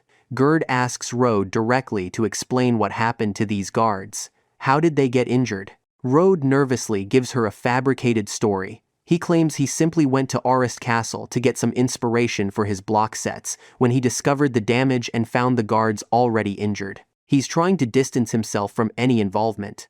Gerd, being a medical professional, suggests they should wake up the guards so they can find out directly who attacked them. Rode becomes even more nervous at this suggestion and quickly asks her to just let them rest instead. They need their rest to recover. Gerd then says they should at least consult with Jarul about this situation. Rode immediately says that would be a bad idea. His reasoning is that bringing up unconfirmed fears during a feast would completely ruin the celebratory mood everyone is enjoying. The narration reveals the real reason why Rode is so worried about Gerd finding out the truth. He doesn't want to be treated as an accomplice to Luffy setting Loki free. Deep down though, Rode actually wishes Loki would just leave Elbaf and never return. The knowledge about the Shanks lookalike they encountered does concern him, but before he can think too much about it, Gerd attacks him physically, demanding he tell her the whole truth right now. She knows he's hiding something. The scene shifts to the dark underworld beneath Elbaf. Luffy and Zoro have made their way down here, and they see the beaten-up animals scattered around, and there's Loki, still chained up. Both of them look concerned at what they're seeing. Luffy approaches Loki and asks him to explain what happened to him as he starts trying to unlock the chains. His reasoning is that with Loki so badly hurt, he wouldn't be able to cause any damage even if he wanted to. However, the moment Luffy touches the chains, he quickly realizes they're made of sea stone. His strength immediately drains away, and he has to let go. Zoro tells Luffy they shouldn't set Loki free just yet. He's still suspicious of the giant based on all the bad rumors they've heard about him. If Loki starts rampaging after being freed, it will spell serious trouble for all of Elbaf. The country could be destroyed. But Luffy is focused on something else. He wants to get Loki treated for his wounds. The giant is clearly suffering. Zoro decides to test something. He walks up and proceeds to kick Loki directly in his wounds. Loki screams in pain. This confirms to Zoro that Loki isn't putting on an act. He's genuinely injured and unconscious. Loki is understandably annoyed at being kicked while down. After this confirmation, Zoro agrees to help unlock the chains, but he makes a suggestion. They should leave one shackle attached to Loki so he can't use his devil fruit powers when he wakes up. That way, if he regains consciousness, they can get answers from him without putting everyone in immediate danger. Luffy agrees this makes sense, but says he needs to go get Chopper to treat Loki's injuries properly. Zoro points out that Chopper would be too far away right now, back at the feast. Their best option would be to have Gerd treat Loki instead, since she's the giant's doctor. However, this creates another problem. If the giants find out that Luffy and Zoro set Loki free, even partially, they might get banished from the country entirely. This is a serious consequence. But Luffy doesn't hesitate. He says he'll accept that fate as long as Loki is okay. He's willing to face banishment if it means saving someone who's hurt. Luffy then says he should at least get Loki some meat so the giant can regain his strength. But Zoro, ever practical, points at all the injured animals lying around them. He suggests they could just eat those animals for the meat they need. Luffy becomes genuinely angry at this suggestion. He tells Zoro firmly that these animals are his friends and he absolutely will not eat them. He'll hunt for meat somewhere else in the mountains instead. Just as Luffy turns to run off and get a doctor, he suddenly sees something falling from above. It's all of the new giant warrior pirates, with Sanji accompanying them, plummeting down from the sky. They're falling to their deaths. What happened is that Gerd managed to get the truth out of Rode and immediately informed Hajrudin about what Luffy was planning. The warriors rush to stop him, but there's a major problem. The Svar they're using to descend can't function properly because the underworld has a completely different climate than the surface.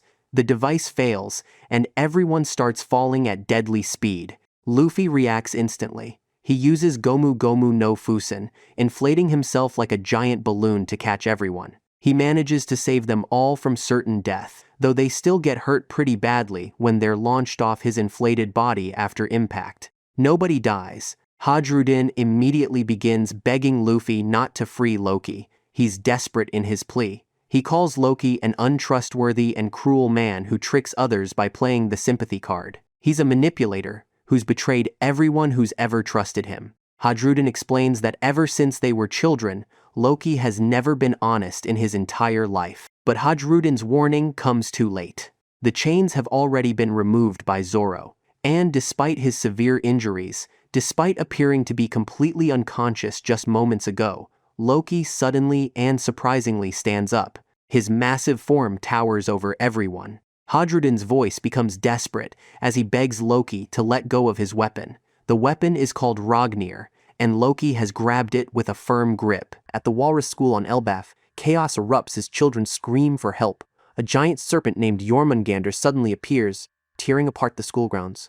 The monstrous snake, massive and terrifying, destroys everything in its path. Inside the faculty room, Blade, the math teacher, bursts in, shouting that a giant snake from the underworld has somehow appeared in the sun world, something that should be impossible. The teachers are stunned. Principal Kiba immediately orders that the chiefs be alerted, but Ainge, another teacher, points out the obvious. Who will protect the children until help arrives? Kiba doesn't hesitate. He grabs his hammer and rushes outside. His hidden past as a former warrior is instantly proven true as he strikes the serpent head on. At the same time, Saul appears above the beast, leaping from a massive tree branch and delivering a powerful finishing blow. Together, Kiba and Saul bring Jormungandr down. The children, trembling and amazed, watch in awe. Some can't believe their principal was once a warrior, while others are astonished by Saul's immense strength. Robin and Chopper, who had accompanied Saul, are equally shocked to see such a massive serpent. Then, a cry for help pierces the air. The gym teacher Wolf has been seriously injured. The teachers and Saul rush to his side. Wolf, bleeding and in pain, still worries more about the children's safety than himself. Another teacher delivers grim news. Several children are missing. Saul immediately dashes off to find them, but Wolf yells after him, "Don't touch the children." It's a strange warning. As the search continues, they discover the children are all heading toward the beach, moving in eerie unison. They're sleepwalking, following one of Gunko's arrows. She's controlling them remotely through her arrow powers. The teachers panic and discuss their next step.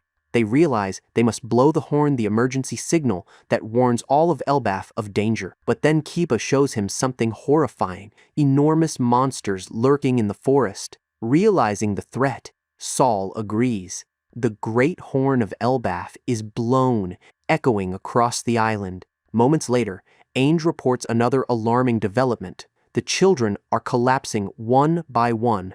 They're losing consciousness while still walking. Chopper immediately starts examining them to find out what's happening. Meanwhile, deep beneath Elbaf in the underworld, Loki stands nearly free of his chains. Only one sea stone shackle remains. Facing the Straw Hats, he warns them not to be fooled. He still has power, even with one restraint left. To prove it, Loki raises his weapon Ragnir and strikes the treasure tree Atom. Instantly, a colossal lightning bolt crashes down from the sky, igniting the southern part of the island. Flames rise high as Elbaf begins to burn. Above ground, the giants' grand feast comes to an abrupt end as they receive the news. The warriors rush to the site of the fire. Remembering what Ripley had told Frankie earlier, fire is Elbaf's greatest weakness. Back at Walrus School, Ainge tells Saul the truth behind the monsters. Earlier that day, she gave the children an assignment. Draw what you fear the most. It was meant to help them confront their fears. The results now make horrifying sense. The monsters appearing across the island are the exact things the children drew. Some drew Loki, fearing he would destroy the world. Others drew Nika for the same reason, that his power might bring chaos. Some drew Fenrir, the wolf of legend. Others drew storms, ghosts, and yes, Jormungandr, the giant serpent they just fought. Angie recalls one girl, Yelova, who had said the assignment gave her nightmares. At the time, Ainge thought it was just fear from imagination. Now she realizes the truth. The children's drawings have somehow come to life. Their fears have taken physical form, attacking them in the real world. High above the treasure tree Atom, the Knights of God watch everything unfold. All of them are present, except Shamrock, who's missing. One of the knights, Killingham admits he's behind the creation of these fear beasts. He mentions a time limit. The monsters will only exist until the children reach the ship. With a smug tone, he wonders aloud if anyone will uncover the truth before then. Another night, Summers speaks cryptically. To know love is to wound someone else. He then turns to Gunko and asks what she fears most. Without hesitation, Gunko answers, Nika, the legendary sun god, terrifies her above all. Solal begins running over to the sleep-walking children. He's trying desperately to wake them up. Robin calls out to him, warning him to be careful. She reminds him that Wolf specifically warned him not to touch the children. There must be a reason for that warning, but Saul doesn't see anything visibly wrong with them. They just look like sleeping children walking in a trance. He decides to try anyway and reaches out to grab Ylva, one of the young girls. The moment he reaches for her, something invisible stabs him. Invisible thorns surrounding her pierce through his hand, causing him immediate pain. He recoils, now understanding Wolf's warning.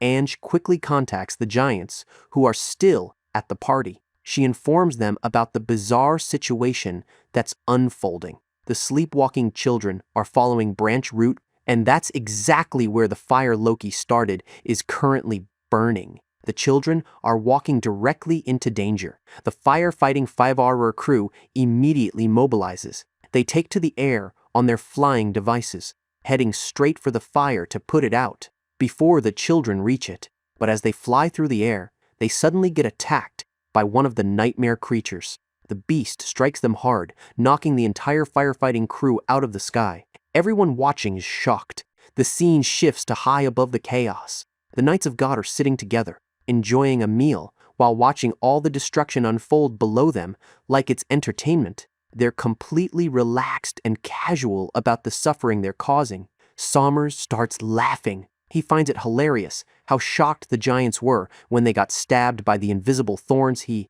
created. He explains that he's eaten the Iba no Mi, which gives him the power to generate thorny vines. He can make them completely invisible, which makes them perfect for trapping people. Sommers describes his ability as a representation of the phrase, even love has its thorns. He's quite proud of this metaphor. Gunko, sitting nearby, reacts with complete indifference. She doesn't seem impressed or interested in his philosophical musings. Sommers continues explaining to Gunko anyway. He says that love is what will draw in the people who care about someone, despite the thorns surrounding them. Parents will try to reach their children no matter what, and that's what makes this game so enjoyable for him. Gunko, however, still shows absolutely no interest in Summer's twisted fantasies. Killingham then asks Gunko which route she picked for the children to follow.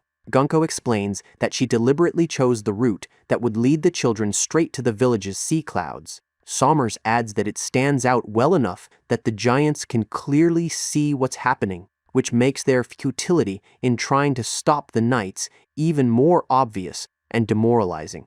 Killingham then casually mentions he needs more salt for his meal. This causes Summers to start imagining salt appearing on the table. But then, something strange happens. Killingham suddenly lulls Summers to sleep right at the table. While Summers is sleeping, Killingham reaches into his dream and extracts actual physical salt from it. The salt from Summers' imagination becomes real. This reveals Killingham's devil fruit power. He's eaten the Ryu no Mi model, Kirin, a mythical Zoan fruit.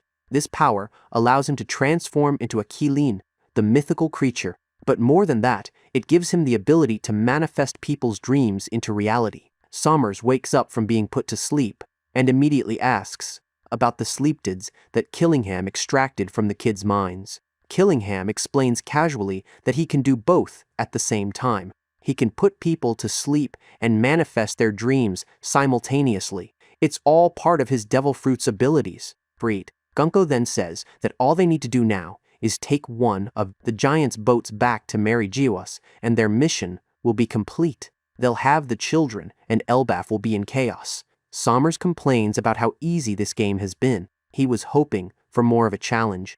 Gunko tells him that trouble will definitely brew eventually, since the Straw Hats are in Elbaf, 2. They might interfere with the plan. The three knights then notice that the children are heading directly toward the fire that's spreading through the tree. They discuss this briefly and decide that if the children burn to death, they can just find more children to kidnap. The lives of these specific children mean nothing to them. Back down in the underworld, Loki is still standing with Ragnir in hand. He tells Hadrudin that he cannot possibly stop him, since Hadrudin isn't even strong enough to lift Ragnir himself. Loki once again orders that the last Seastone cuff be removed immediately, threatening to kill all of the weaklings in the Sun World if they don't comply. Hadrudin reluctantly agrees to stand down, but Zoro warns him not to give in to Loki's threats. At the same time, Luffy prepares to attack. He launches an assault on Loki, but the attack is rather weak because of Loki's already severe injuries. Despite the weak blow, it's enough. Loki collapses to the ground from the combination of his existing wounds and Luffy's hit. After Loki falls, Luffy and Zoro climb up onto his massive body to check on him. Zoro figures it out. Loki was bluffing the entire time. He was putting on a show of strength, but he was actually just trying to find somewhere he could collapse safely without losing face. He was already at his limit. Road, watching all of this, begins to suspect who it actually was that attacked and injured Loki so severely. He's thinking about the shamrock look-like they encountered. Luffy, seeing Loki unconscious and badly hurt, begs Hadrudin not to let Loki die regardless of whatever crimes he's committed in the past. Luffy believes everyone deserves to be saved. Gerd, the giant doctor, begins treating Loki's wounds. She examines him carefully and delivers her medical assessment. She says it will take a few months until Loki's fully healed. His injuries are that severe. She knows that if he's going to make a full recovery, he cannot stay here in the underworld. Environment isn't suitable for healing, but she also knows the harsh reality. The people of the Sun World will kill Loki on sight if he's taken there. He's universally hated for what he's believed to have done. As Gerd works, Luffy notices something. He's surprised to see that the horns on Loki's head are actually real, not decorative or fake. The giants explain that these horns are a remnant of Loki's ancient giant blood, which he inherited from their father, Harald. It's a rare trait that shows his lineage. Hearing Harald's name makes Hadrudin think back to his childhood. He remembers how Harald called both him and Loki his sons. Harald told them he hoped they would work together to support Elbaf after he died. It was supposed to be a partnership between brothers, ruling the kingdom together in harmony. But the reality was very different. Loki looked down on Hadrudin for being physically weak despite being the older brother. Loki insulted him constantly. He also mocked Hadrudin's mixed heritage, treating him as inferior because of his bloodline. These memories fill Hadrudin with rage. He draws his axe, fully intending to kill Loki himself, right here and now. He wants to avenge his parents and all the disrespect he's endured. But before Hadrudin can strike, Loki speaks up despite being barely conscious. He tells Hadrudin to either get over his personal grudges or stop his personal drama and actually see the situation for what it really is.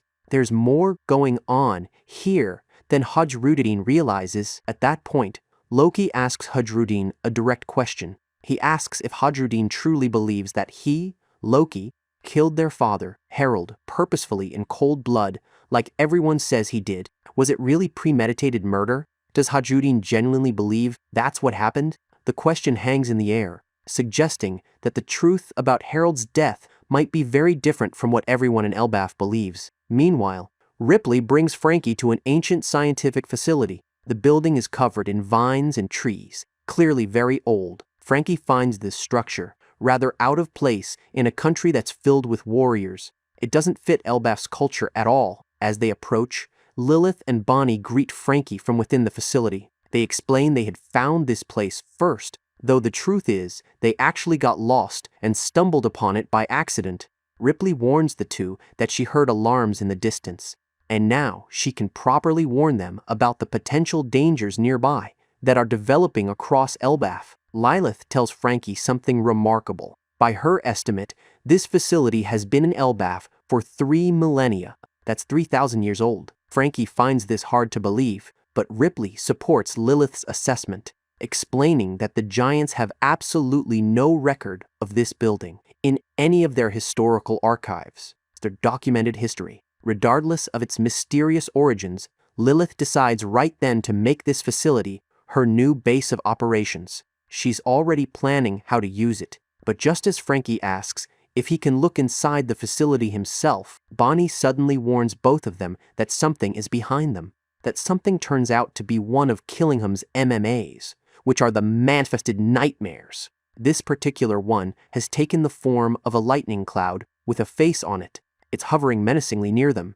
At first, Frankie thinks it might just be something natural to Elbaf, maybe part of the strange environment, but Ripley quickly clarifies that the opposite is true. This creature is completely unnatural and doesn't belong here at all. The scene shifts to the western village where the feast was taking place. A large skeletal MMA called a Drogar begins its assault on the village. The massive undead creature is attacking buildings and threatening everyone. This forces the warriors who were drinking and celebrating to suddenly sober up and fight back against this threat. Unfortunately, both Dory and Brogy are absent at this crucial moment. They can't give the giants proper commands and battle strategy. The reason? Apparently, they drank way too much alcohol and had to run to the bathroom. The timing couldn't be worse. The giants, seeing the Straw Hats present, prepare to move them away from the fight to keep them safe. But Usopp tells the giants that they actually want to help fight. He says this very quietly though, clearly nervous about the situation, but trying to be brave. There's also Cologne, a young giant. He's forbidden from fighting, despite his claim that he is a warrior and the son of Skopper Gabbin. The adult giants tell him to take shelter with the rest of the children instead. He's too young to be in this battle. Nami approaches Jarul and tells him about their earlier expedition to Orist Castle. Jarul learns from the injured guards about two important things. First, there was a Shanks look-alike spotted at the castle. Second, another intruder was using a strange power of some kind. The guards describe what they experienced. Jinbei, listening to this report, surmises that it was the work of a devil fruit user. He connects the dots and suggests that it's possible these large monsters currently attacking are also the work of these unknown intruders. Everything happening might be connected to whoever was at the castle. Jarul immediately orders that everyone in the country be informed about these intruders. He wants to be notified the moment they're found. Nami becomes furious hearing all of this. She's outraged that these people would abduct children in broad daylight. It's a despicable act. Usopp, on the other hand, fears what the attackers will demand from the country once the children are their hostages. What kind of ransom or demands will they make? Jinba offers to help stop the intruders himself, but Jarul refuses the offer. He cites that the Straw Hats are their guests, and guests should hide somewhere safe instead of fighting.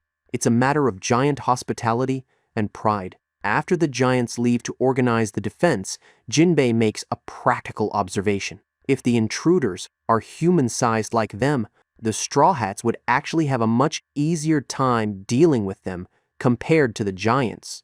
Usopp adds that the giants can handle the large monsters better with their size and strength, so it makes sense to divide the labor this way. Of course, there's a problem. The country is far too big for them to cover on foot. They need transportation. That's when Nami sees Colin dragging a bag of weapons, clearly planning to sneak off and fight despite being told not to. The four Straw Hats approach Cologne. Once Colin realizes they don't plan on stopping him or telling on him, he agrees to let them ride on his Sfara ship. However, he has one condition. They have to make him the captain of this expedition. It's his price for the ride. Back with the Knights of God, high above everything, the three of them hear the announcement echoing across Elbaf that humans, aside from the Straw Hats, have been spotted on the island. The giants are now searching for intruders, but the knights largely ignore this warning. They don't seem concerned at all about being discovered. Sommers notices Gunko listening to music through some device. He comments that it's her post-meal ritual, something she does after eating, but Gunko denies this characterization. She clarifies it's not a ritual, it's just something she enjoys doing. There's no ceremony to it. Somers shares his own preferences. He says he prefers attending a live musical performance, where he can shoot the person who flubs a note first. He asks Gunko what song she's currently listening to. Surprisingly, Gunko tells him she's listening to New World. This is actually one of Brooks' songs that he performed. The Straw Hats' musician's work has reached even the Knights of God. Somers starts laughing at this revelation. He asks Gunko if she's dissatisfied with the current world, mocking her music choice. But before the conversation can continue, Killingham chastises Somers for making fun of other people's interests. Somers quickly apologizes for being rude. Killingham then shifts the conversation to comment on the adults' desperate attempts to save the children below. They're watching it all like it's entertainment. Back with Saul and the children, he's come up with a new strategy. He equips himself with 2 large shields to protect himself from the invisible thorns that Somers created. He figures if he can't touch the children directly, maybe he can block the thorns with shields. He manages to stop one of the children using this method, but then another sleepwalking child bumps into the one he stopped. When they collide, the thorns surrounding both children activate, hurting both of them. Saul watches in horror as the children get injured despite his best efforts. Robin is disgusted by how cruel this trap is. It's designed to hurt the children, no matter what anyone tries to do. Robin tells Saul they should search for the source of these powers. If they can find and stop the devil fruit users, they can end this. But Saul warns that if they leave to search and don't do anything to slow down the children, they'll walk straight into the fire that's spreading through the tree. The children will burn to death. Saul comes up with another idea. He grabs some rope and lassos one of the children from behind, catching them like a cowboy roping cattle. This way, he's not directly touching them. But just as he does this, one of the MMAs appears. It's a Fenrir, a giant wolf from the children's nightmares. The creature prepares to attack Saul. This makes Saul realize something important. The monsters aren't just randomly attacking. They're specifically trying to keep anyone from interfering with the children's march toward the ship. They're acting as guards for the Knights of God's plan.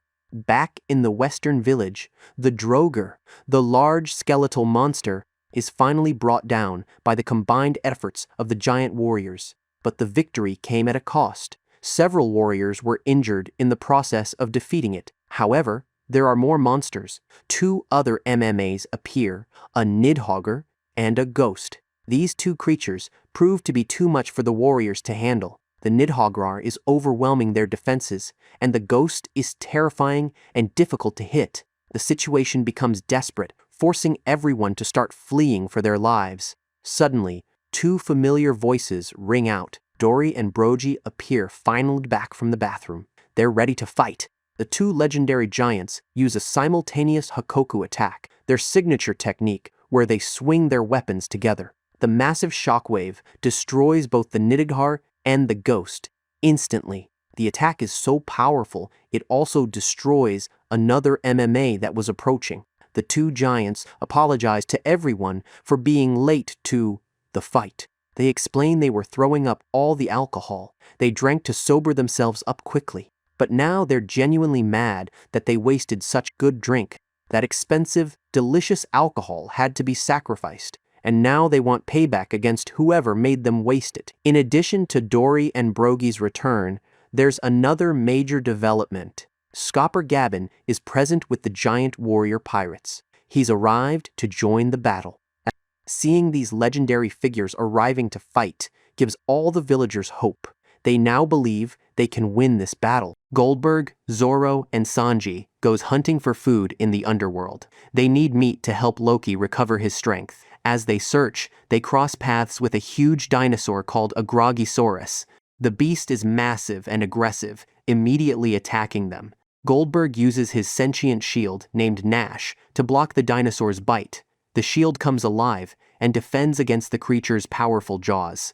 While the beast is distracted, Sanji launches Zorro high into the air. From his elevated position, Zorro comes down with his swords and decapitates the Groggysaurus in one clean strike. The dinosaur falls dead. After they kill it, Goldberg tells the 2 that Groggysaurus meat is actually delicious, especially when it's stewed in alcohol. The meat becomes incredibly tender and flavorful when prepared this way. Sanji points out that he didn't bring any alcohol with him for cooking, but Goldberg explains there's a hunting cabin nearby that's filled with useful cooking tools and supplies. On their way back to the group, they can also look for herbs to season the meat properly. Zoro, curious about what he just saw, asks Goldberg why his shield is alive. He wonders if it's because of a devil fruit power. Goldberg reveals the truth. Nash came to life after his father went on an expedition to kill Big Mom. His father encountered her during that journey, and Nash was given life by Big Mom's Soru Soru no Mi power.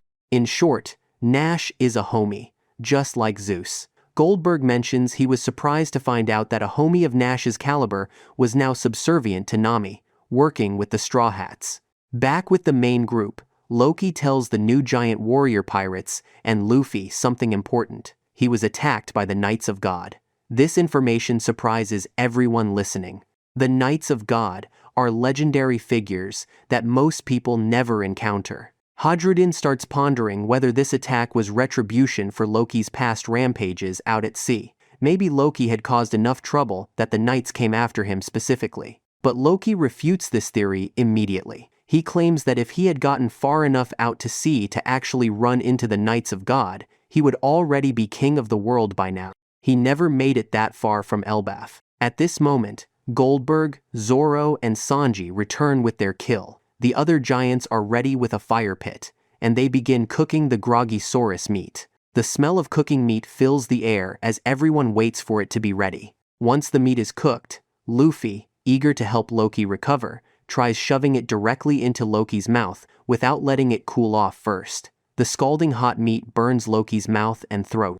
Loki reacts in pain and asks if Luffy is actually trying to kill him by reopening his wounds. This is the opposite of helping.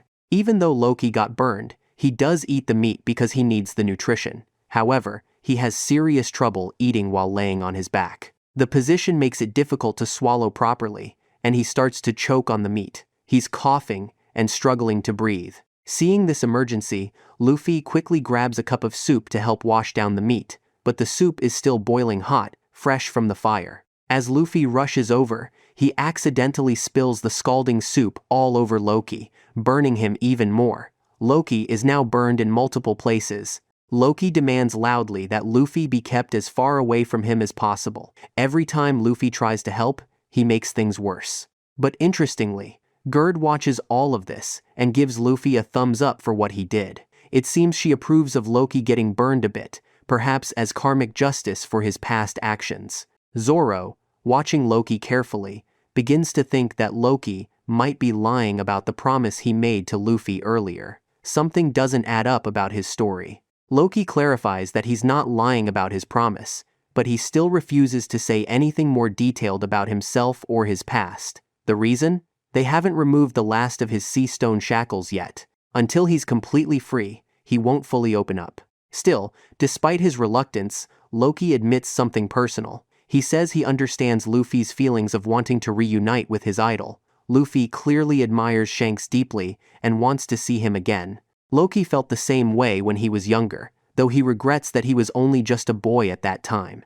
If he had been older or stronger, things might have been different. The scene shifts to a flashback. A young Loki, still a child, wanted desperately to join the crew of the Rocks pirates. He idolized Rocks D. Zebek, the legendary pirate captain who commanded the most feared crew of his era. Loki saw Rocks as the ultimate warrior and wanted to sail under his flag. But Rocks refused to let the young giant join his crew. Loki was just a child, and Rocks wouldn't take him along on his dangerous voyages. Loki, stubborn and determined to prove himself, even challenged Rocks to a fight. He thought if he could show his strength, Rocks would accept him. Instead, Loki got beaten badly. Rocks defeated him easily, showing the vast gap in their power. The young Loki stood no chance against the legendary pirate. Back in the present, Loki laments that he was born in the wrong era. If he had been born earlier, or if Rocks had lived longer, maybe he could have achieved his dream of sailing with his idol. The timing of fate worked against him. The scene shifts to the sun world above. Dory and Brogy are doing their best to fend off the attacking Draugr and Ghost MMAs that are swarming the area. The nightmare creatures keep coming, forcing the legendary warriors to fight continuously. Gaban attacks one of the MMAs that resembles Loki, and easily defeats it with a single strike. After destroying it, he comments that he's glad these creatures are just children's nightmares manifested into reality. He thinks that if the kids actually met the real Loki, the nightmares might actually be stronger than these fake versions. It's a commentary on how reputation sometimes exceeds reality. Gaban then uses his observation haki and senses the presence of the Knights of God somewhere on the island. His expression becomes serious. He says that if even Elbaf is no longer safe from the world government's reach, then the world is truly coming to an end.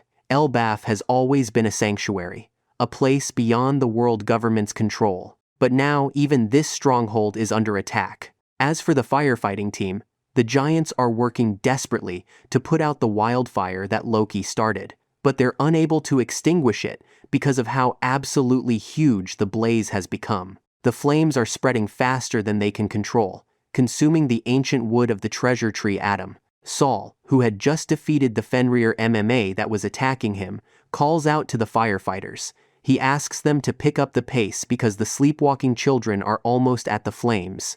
If the fire isn't put out soon, the children will walk directly into it and burn alive. High above, Gunko and Summers watch the scene unfolding below them like it's a show. Summers asks Gunko a disturbing question. He wants to know if the children will wake up when they start burning.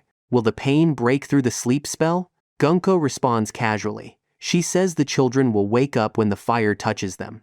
They'll cry out for their parents as they burn to ash. Her tone is completely emotionless, like she's describing the weather. Hearing this answer, Summers begins to laugh. He finds the mental image of children burning and crying for help to be amusing. It's entertainment to him. Ultimately, the firefighters are unable to extinguish the flames in time. The children, still sleepwalking in their trance, start walking directly into the fire. The heat is intense, and they're about to be consumed by the blaze.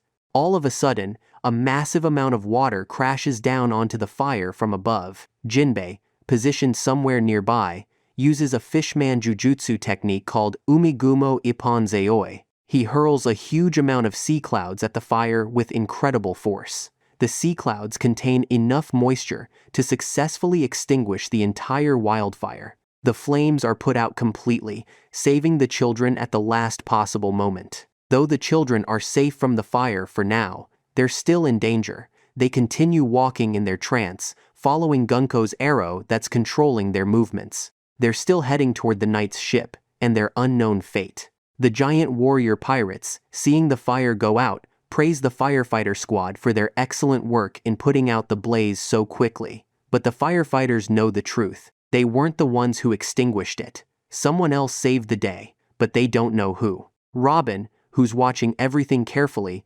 suspects that Jinbei is close by. She knows his techniques and recognizes his style of attack. On the ship, Colin opens up to the Straw Hats emotionally. He tells them that everyone at Walrus School dislikes him. He's not popular with the other children, possibly because of his eagerness to prove himself or his connection to Gaban. But despite being disliked, that doesn't mean he won't help the other children when they're in need. He's still going to do the right thing, even for people who don't like him. It's a moment of genuine heroism from the young giant. Just then, the mood shifts dramatically. Gunko suddenly appears on the bow of Colin's ship, standing there menacingly. She's been watching them this whole time and has now decided to reveal herself. She speaks, musing out loud about something. She comments that the school is not the only place to find a child as perky and energetic as Colin. She's targeting him specifically on Colin's ship where Gunko has just appeared.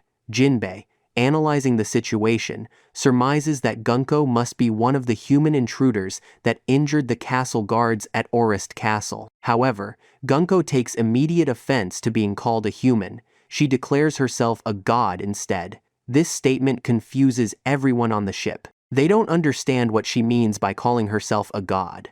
Nami and Colin, angry about what's happening, demand that Gunko tell them what she's planning to do with the children. They tell her to give the children back at once. But Gunko sharply tells Colin to shut it while she explains her plans. She says that because the giant children are so physically large, they needed to put them to sleep and control them this way.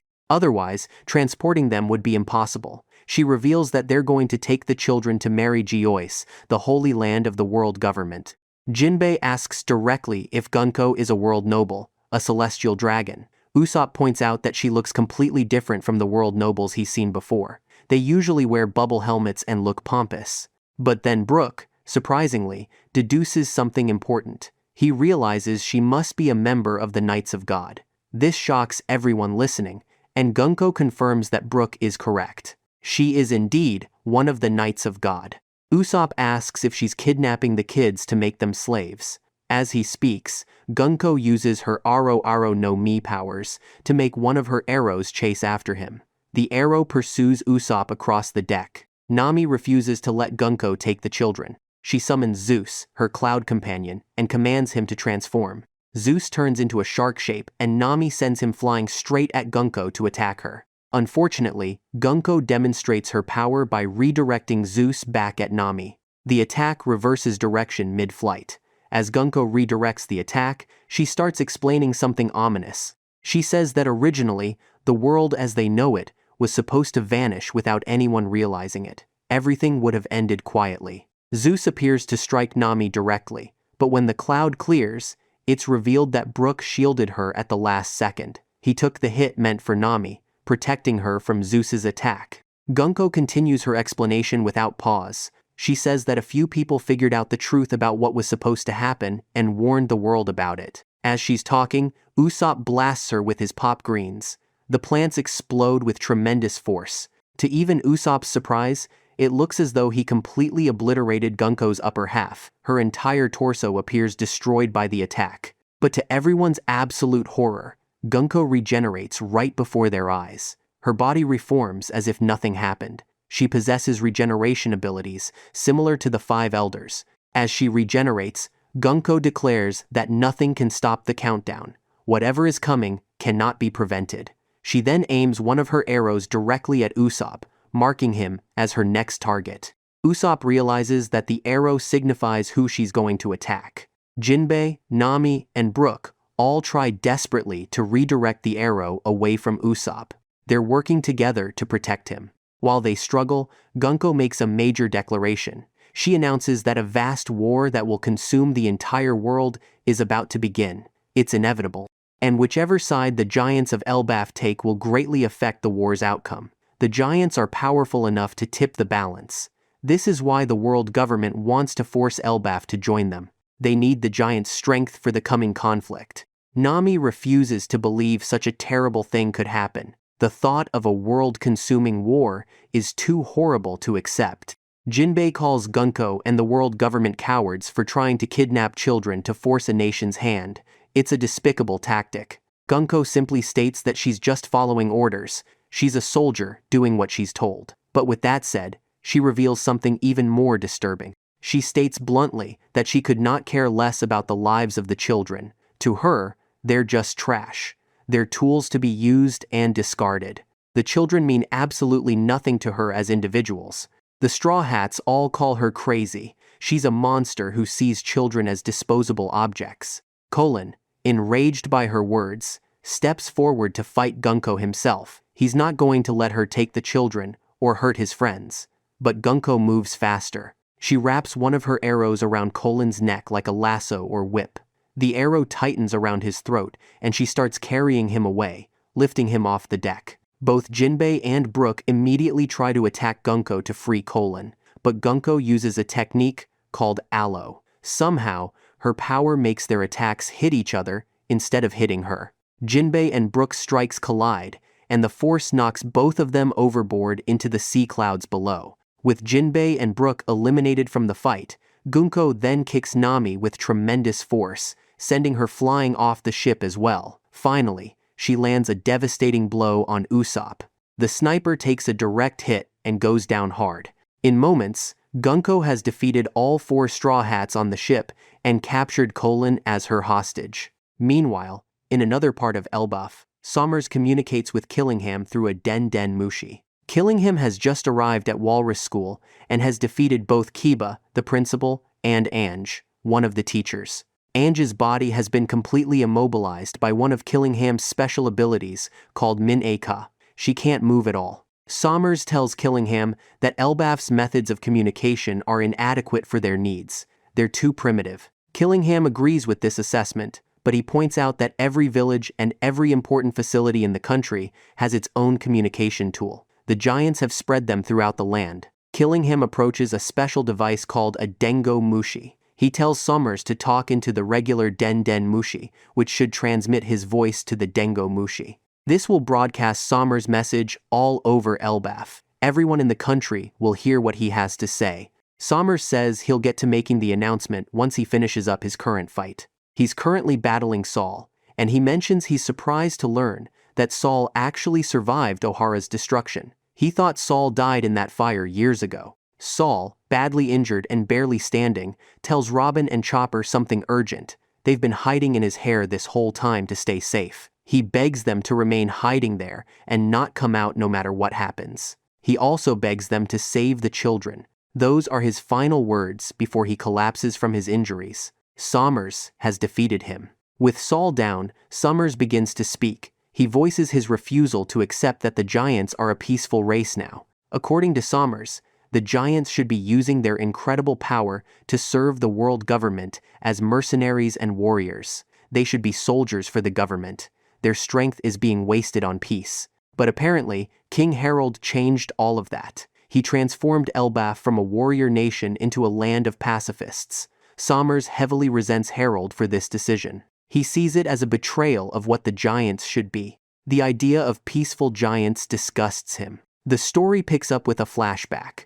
Before Saul confronted Shepherd Sommers, he had pulled Robin and Chopper aside and told them to stay hidden. Saul explained that he had encountered Sommers in the past and knew exactly who he was. Sommers is part of the Knights of God, and according to Saul, they are all immortal. That's why Saul wanted Robin and Chopper to wait for the right moment to rescue the children rather than rushing in. Back in the present, Saul has collapsed on the ground. Sommers stands over him and chides the Marines for their sloppiness in how they destroyed O'Hara all those years ago. Gunko arrives at the scene and meets up with Sommers. She's brought several of the Straw Hats with her, captured and restrained using her Aro Aro no Mi powers. The captured crew members are bound by her abilities. Sommers asks Gunko if they're planning to take these pirates back as prisoners. But before she can answer, Killingham, who has been listening nearby, scolds Sommers. He warns that taking them prisoner will only invoke Luffy's wrath. They should just finish their mission and leave, nothing more. Among the captured Straw Hats, Nami immediately blames Jinbei for letting this situation happen. Jinbei is trying to figure out a way to beat the Knights despite being restrained. Brook is looking at Gunko, pondering where he has seen her before. There's something familiar about her. Gunko suddenly points a sword made of her arrows directly at Brook. She demands that he become her slave and write music for her forever. Everyone is surprised to learn that Gunko is actually a fan of Brook's music. But Brook refuses without hesitation. He tells her that he has already sworn his loyalty to Luffy and cannot break that oath. Gunko threatens to kill him if he doesn't rescind his loyalty to his captain. Brook proudly states that he will accept death rather than betray Luffy. Gunko starts beating Brook up for his refusal. Strangely, during this, she seems to grip her heart for some reason, as if something about the situation affects her emotionally. Sommers watches this and tells Gunko that he doesn't want to fight Luffy either. He turns to Killingham and asks if everything is set up. Killingham confirms that it is. Sommers begins addressing all of Elbaf through the stolen Den Den Mushi communication system. His voice echoes across the entire island. He announces that the strange occurrences happening across Elbaf are their work. He reveals that he comes from Mary Giwise as one of the Knights of God. Sommers declares that they have taken 10 of Elbaf's children as hostages. He also informs them that Saul has been badly injured for trying to stop them. Killingham asks Ange for the names of all the kidnapped children. He wants their parents to know exactly who has been taken. As he speaks, he uses his power to wake the children up from their dream-induced sleep. The children begin to wake up, confused and disoriented. They figure out that they're on branch 8 of the World Tree, but they quickly realize something is terribly wrong. They can't stop walking. They can't stop following the glowing arrow path that guides them forward. Their bodies won't respond to their commands. Cologne, who was added to the group of kidnapped children, informs everyone that they've all been kidnapped. This revelation causes all the children to start crying. They want their parents. They're scared and confused. Colon, despite being just as frightened as the others, tries to be brave. He tells everyone that he's here and he'll protect them all. But even as he says this, he's terrified. The massive MMAs created by Killingham's Kirin Devilfruit power loom over them, watching their every move. On the Great Eirik, the ship of the giant warrior pirates, they try to turn around to rescue the children, but their ship suddenly has a hole torn in it by one of the MMAs. This particular MMA looks like a woman and actually resembles one of the giant's wives. As the giants look around in confusion and growing fear, they realize something horrifying. Some of the MMAs actually do resemble their wives. The children's worst nightmares have been manifested by Killingham's power, and if these creatures represent what the children fear most, then it's possible the children are afraid of their mothers when they're angry. The island clouds that were supporting the Great Eirik are torn away by the angry mother MMAs. The ship loses its support and ultimately crashes. In the distance, Sommers sees the crash and knows the giant warrior pirates have been neutralized. Sommers now addresses Jarul directly. He calls him the boss of the giants since Elbaf has no king. Sommers informs Jarul of their true goal. They want the giants to become their slaves in battle. They want to use the might of Elbaf's warriors for the world government. He explains that they're currently taking the children down. Branch 8.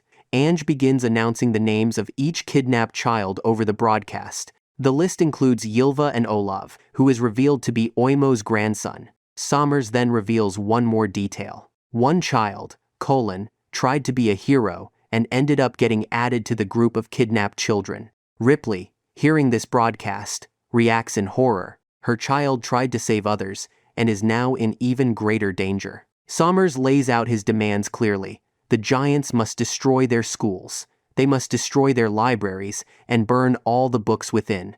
And they must swear loyalty to the Knights of God and the world government. Ange immediately retorts, her voice filled with emotion. She explains that their school represents Elbaf's current state of peace. It's a symbol of how far they've come as a society. The library, meanwhile, contains Elbaf's ancient history, the accumulated knowledge of their entire civilization. But it contains more than that. It also houses the knowledge of the world that was saved by the people of O'Hara, the scholars who gave their lives to preserve history. To the giants, both the school and the library are sacred treasures. They don't just belong to Elbaf, they belong to the world. They represent the pursuit of knowledge and truth. Sommers, unmoved by her passionate speech, simply tells Ange to calm down. He shows no regard for what these institutions mean to them. Hearing all of this, Skopper Goblin prepares to head out. His son Colin is among the kidnapped children, and he won't stand by while his child is in danger. At the same time, Robin makes her decision. She's unwilling to let the Knights of God destroy the efforts of her people. One of the kidnapped children, a girl named Ranja, being separated from the group, she begins walking on an arrow path created by Gunkos, but this arrow leads off the edge of the branch. At first, Ranja tries not to make a big deal out of it. She keeps her composure, but then she looks down and sees just how far the fall would be. She stops moving, frozen in fear. Gunko has moved to the children's location. She reports to Sommers that the first child they will kill to force the giants to fall in line is ready. Sommers tells Gunko to make it so all of Elbaf can hear Ranja's voice through the Den Den Mushi system. He then adds a time limit. Should the giants not make a decision within the next 30 seconds, Ranja will fall into the underworld to her death. Once again, Sommers demands that Jarul orders the school and library to be destroyed. The other giants surrounding Jarul start voicing their opinions. Some tell him that he cannot destroy the school. They argue that the library contains words from people spanning 1,000 years of history. It's irreplaceable knowledge. However, others argue back that the children's lives are more important than any building or any book. The debate continues as some giants point out that the biggest problem isn't just about the school and library. It's about whether or not they will comply with the Knights of God's demands and become servants of the world government. Are they willing to give up their freedom? As the arguments escalate, the giants all start begging for someone to help them.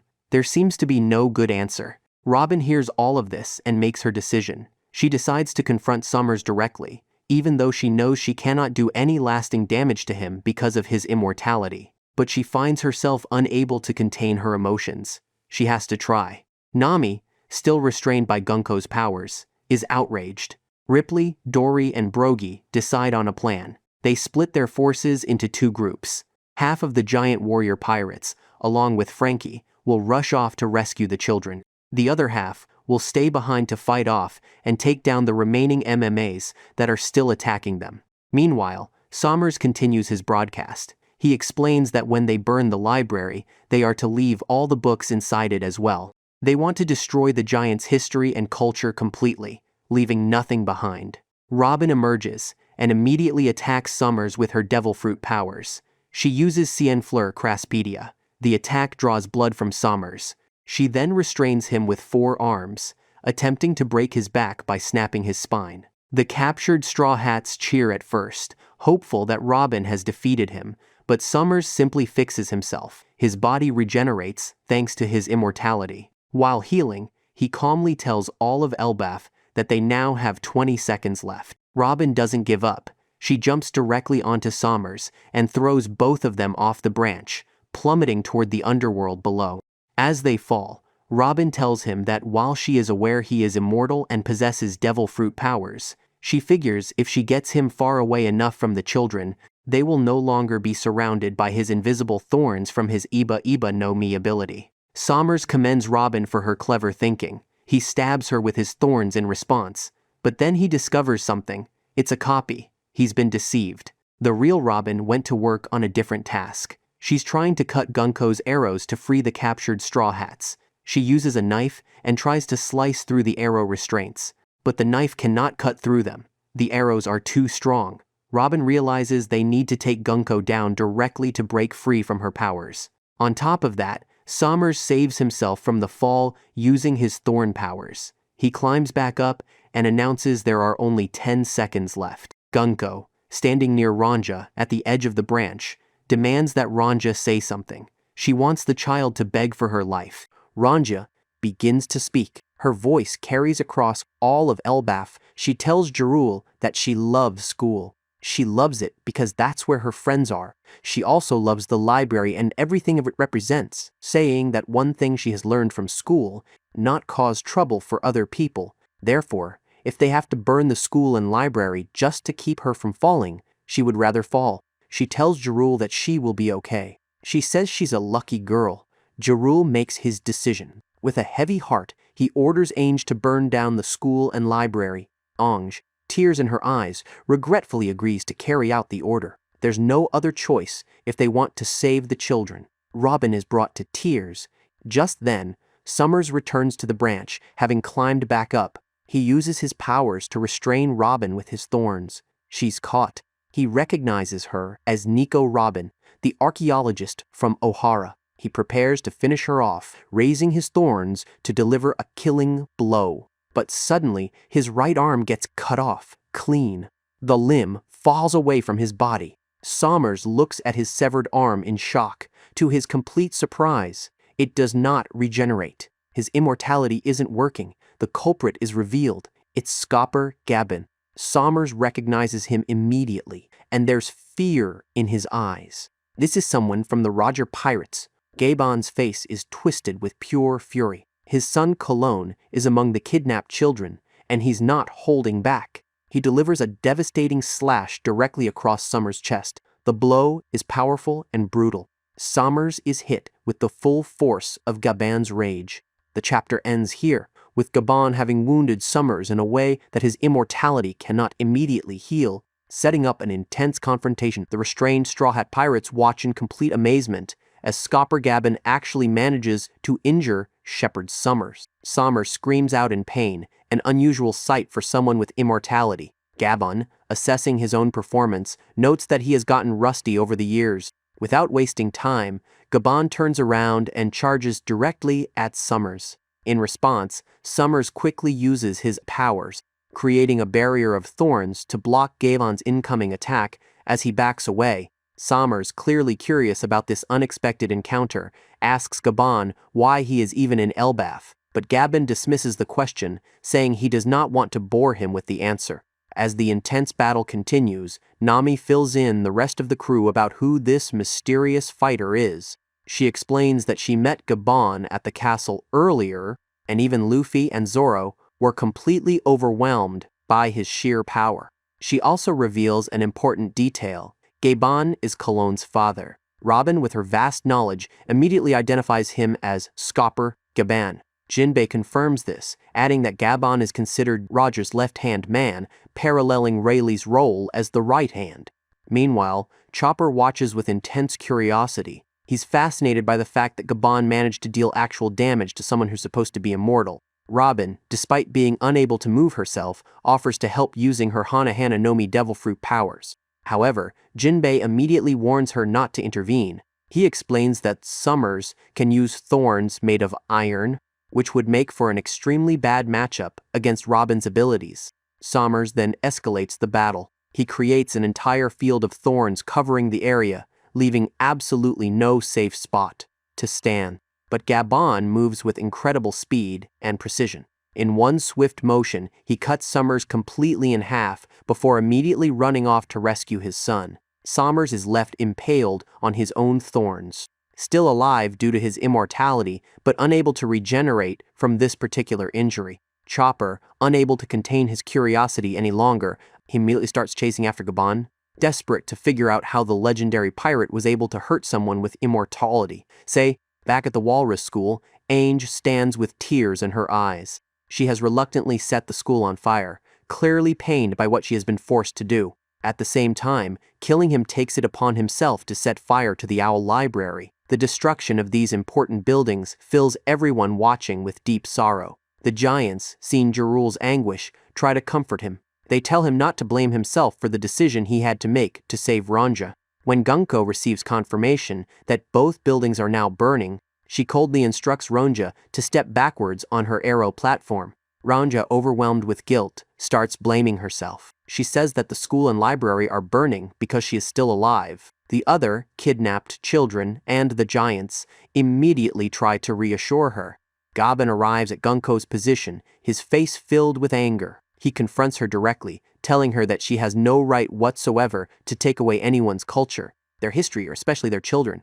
Gunko notices his arrival and calmly states that his defiance will only mean she will kill the children. Despite the dire threat, all the kidnapped children begin cheering for Gabon, hoping he can save them from this nightmare. Karin, in his mind, Gabon desperately begs Cologne not to say anything about their relationship. He knows that revealing this connection could be used against them, but his hopes are shattered when Cologne, unable to contain himself, calls out to him as his father. Gunko overhears this crucial information. Moving with lightning speed, Gunko dodges Gabon's incoming attack. She immediately positions her arrow sword at Colin's neck, threatening to kill him right then and there. Gabon quickly calculates his options. He figures if he can attack fast enough, he might be able to put out the fires at both buildings, save all the children, and rescue all of Elbaf in one swift action. With determination in his voice, Gabon yells to Cologne to hang on. He tells his son to give him just 1 second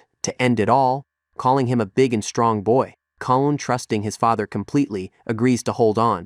In this brief moment, Gabon's mind flashes back to the day Cologne was born. He remembers looking at his newborn son and calling him the greatest gift he could ever receive, but reality crashes back in. Gunko begins driving the tip of her arrow sword into Colin's neck.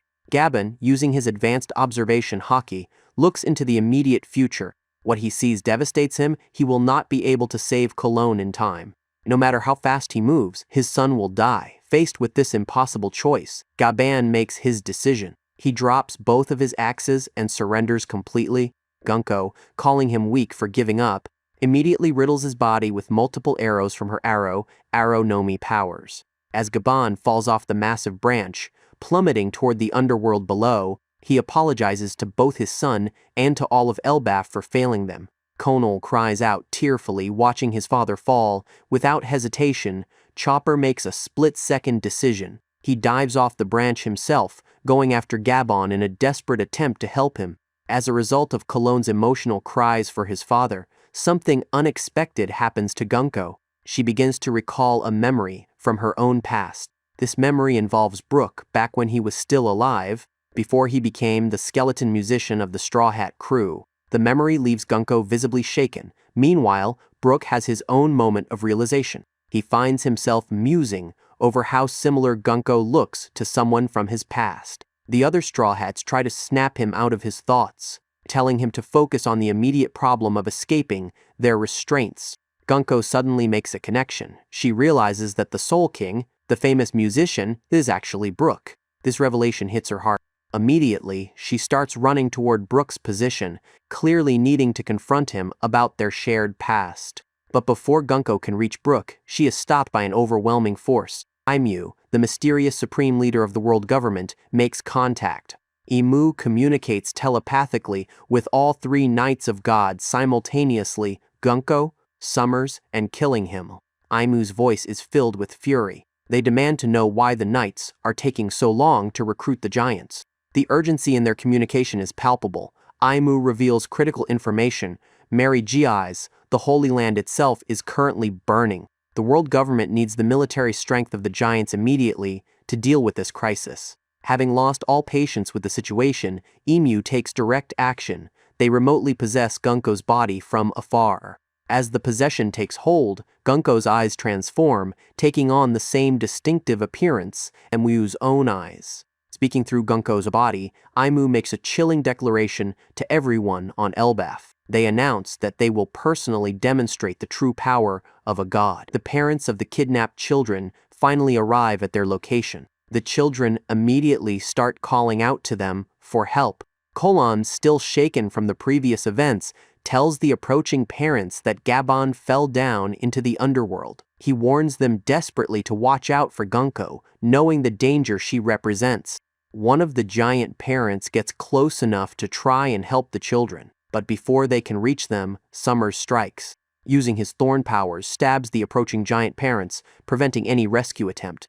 Imu, now possessing Gunko's body, hears all the noise the children and parents are making. The commotion irritates them. Without warning, Imu unleashes a massive blast of Supreme King Haki. The sheer force of it is overwhelming. The blast instantly knocks all the children unconscious. Several of the giants are also taken down by this display of power, though not all of them fall. Then something truly terrifying happens. Imu's possessed body begins to transform. Devil-looking wings sprout from their back. A demonic tail emerges. They manifest a trident in their hand. With these demonic features now visible, Imu draws a magic circle in the air. From this circle they summon cannons. The cannons immediately blast the remaining conscious giants, sending them flying away. Imu turns their attention to Killingham. They ask if this is the limit of what his MMAs can do. Killingham quickly responds, assuring Imu that this is far from their limit. He explains that the nightmare hole he spawned the MMAs from is still open. This means more MMAs will continue to manifest from every nightmare on the island. He adds another disturbing detail: since the MMAs have no concept of death whatsoever, he can command them to be revived whenever he wants. There's no way to permanently stop them. Imu then contacts Summers telepathically. Despite still being in pain from being cut in half by Gabon, Summers has managed to put himself back together. Imu gives him a direct order: oversee the kidnapped children and make sure none of them escape. Jinbei, watching Gunko's possessed body carefully, notices something is different about her. She's not acting like the same person from before. Her entire demeanor has changed. Robin, concerned about their situation, asks where Luffy is. The response she gets is troubling. Luffy, Zoro, Sanji, and all of the new giant warrior pirates are down in the underworld. They have absolutely no idea what is happening up here on the surface. This realization hits Robin hard. She understands they can't rely on their strongest fighters right now. She decides to take action herself. Using her Hana Hana no Mi powers, Robin starts attempting to free herself from her restraints. She knows that trying to escape now is a much better alternative than getting captured and losing all hope at the end. Imu begins contemplating their next move. They consider the problem at hand, how to best utilize the kidnapped children when Elbaf currently has no king. The country lacks centralized leadership, which complicates their plans. Then as Imu comes to a decision, they will make Dory and Brogy the new kings of Elbaf. These legendary warriors will serve as puppet rulers under Imu's control. At that moment, Dory and Brogy arrive at the scene. Brogy, filled with rage at seeing what's happening to their homeland, angrily grabs Emu's possessed body. The other giants charge forward as well, but Emu remains completely unfazed by their attack. They speak calmly to Brogy, telling him exactly what will happen. Brogy will kill Jarul. Brogy will then announce to everyone on the island that he and Dory are the new kings of Elbaf. As Emu speaks, they summon a grimoire, a book of dark magic. From this grimoire, they conjure forth a massive shotgun. Without hesitation, Emu uses the shotgun to blow off Brogy's hand completely. This frees Emu from Brogy's grip. Strangely, when Brogy's hand is blown off, no blood comes out of the wound. This unnatural detail shows that something is very wrong. Emu addresses Brogy directly. They tell him they will bestow onto him the power of evil. Emu creates a magic circle underneath Brogy's feet. The circle glows with dark energy. Emu explains the terms of the contract they're forcing upon him. In exchange for some of his lifespan, Brogy will receive immortality and phenomenal strength, but there's a terrible price. By being bound to Emu through this demonic pact, Brogy will lose all sense of reason and logic. He will obey only Emu's commands, nothing else. Emu adds one more chilling statement. According to them, only demons are the proper form for life to take. In an instant, the transformation begins. Brogy starts sinking into the ground where the magic circle was drawn. Emu lifts the circle off the ground, and Brogy comes out from the other end. But he's no longer the same. Brogy has become a ferocious demon. His new form is larger than any of the giants, towering over everyone. He now has devil wings just like Emu's possessed form. Most disturbingly, despite his wrist being completely gone, he's still able to use his severed hand somehow. The giants watching this are horrified. They demand their captain back. They shout for Brogy to return to normal, but the demonic Brogy doesn't respond to their pleas. Instead, he swats them away with tremendous force, treating his own crewmates as enemies. Dory is transformed next. The same demonic process happens to him. Now, both legendary captains of the giant warrior pirates have become demons under Emu's control. The demonic Dory and Brogy order their men to help them kill Jarul, but the loyal giant warriors resist. Despite the overwhelming power of their transformed captains, they refuse to betray their country and their principles. Unfortunately, the nightmare doesn't end there. Several other giants are swallowed up by Emu's magic circles. One by one, they're transformed into demons as well. The giants who remain normal have no choice. They're forced to flee from their own transformed comrades. The scene becomes chaotic as demon giants pursue their former friends. With several demonic giants now under their control, and Killingham's MMAs surrounding the area, Emu surveys their work. They muse that the power of Elbaf is quite promising indeed. The strength of the giants will serve their purpose as well. However, Emu makes an announcement. They will not destroy Elbaf completely. The country still has value to them. But from now on, Elbaf will be ruled by Emu. The giants' independence is over. Emu adds that they would like to see just how useful the giants will be in war. This reveals their ultimate plan, needed to use Elbaf's warriors as a military force for the world government's purposes.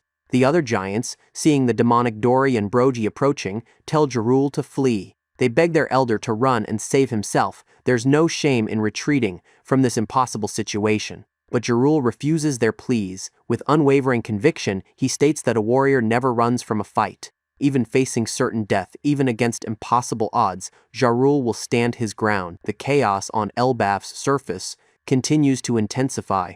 Kashai, one of the giants who had been with the Straw Hats since Enni's lobby, desperately begs the transformed captains. He pleads with them not to kill Jarul. He emphasizes that Jarul is the world's oldest living giant and a hero of legend. Surely they must recognize his importance to their history and culture. But the demonic Brogy responds with cold, twisted logic. He says that it is precisely because Jarul has become so old now that they must kill him.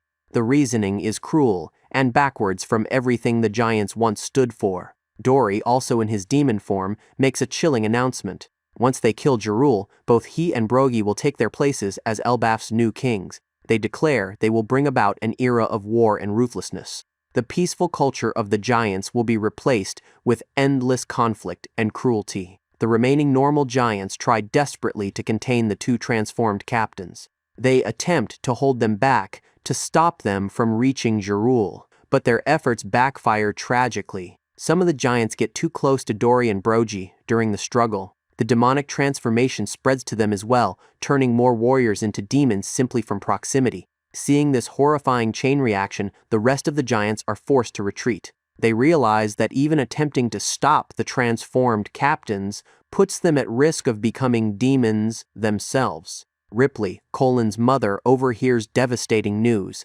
Someone mentions that Gabon had been taken down by the enemy. Her heart sinks. She immediately starts rushing toward her son's side, desperate to protect Colon now that his father has fallen. Meanwhile, the situation with the captive children worsens. The children have fallen asleep once again from Emu's earlier Supreme King Hockey Blast.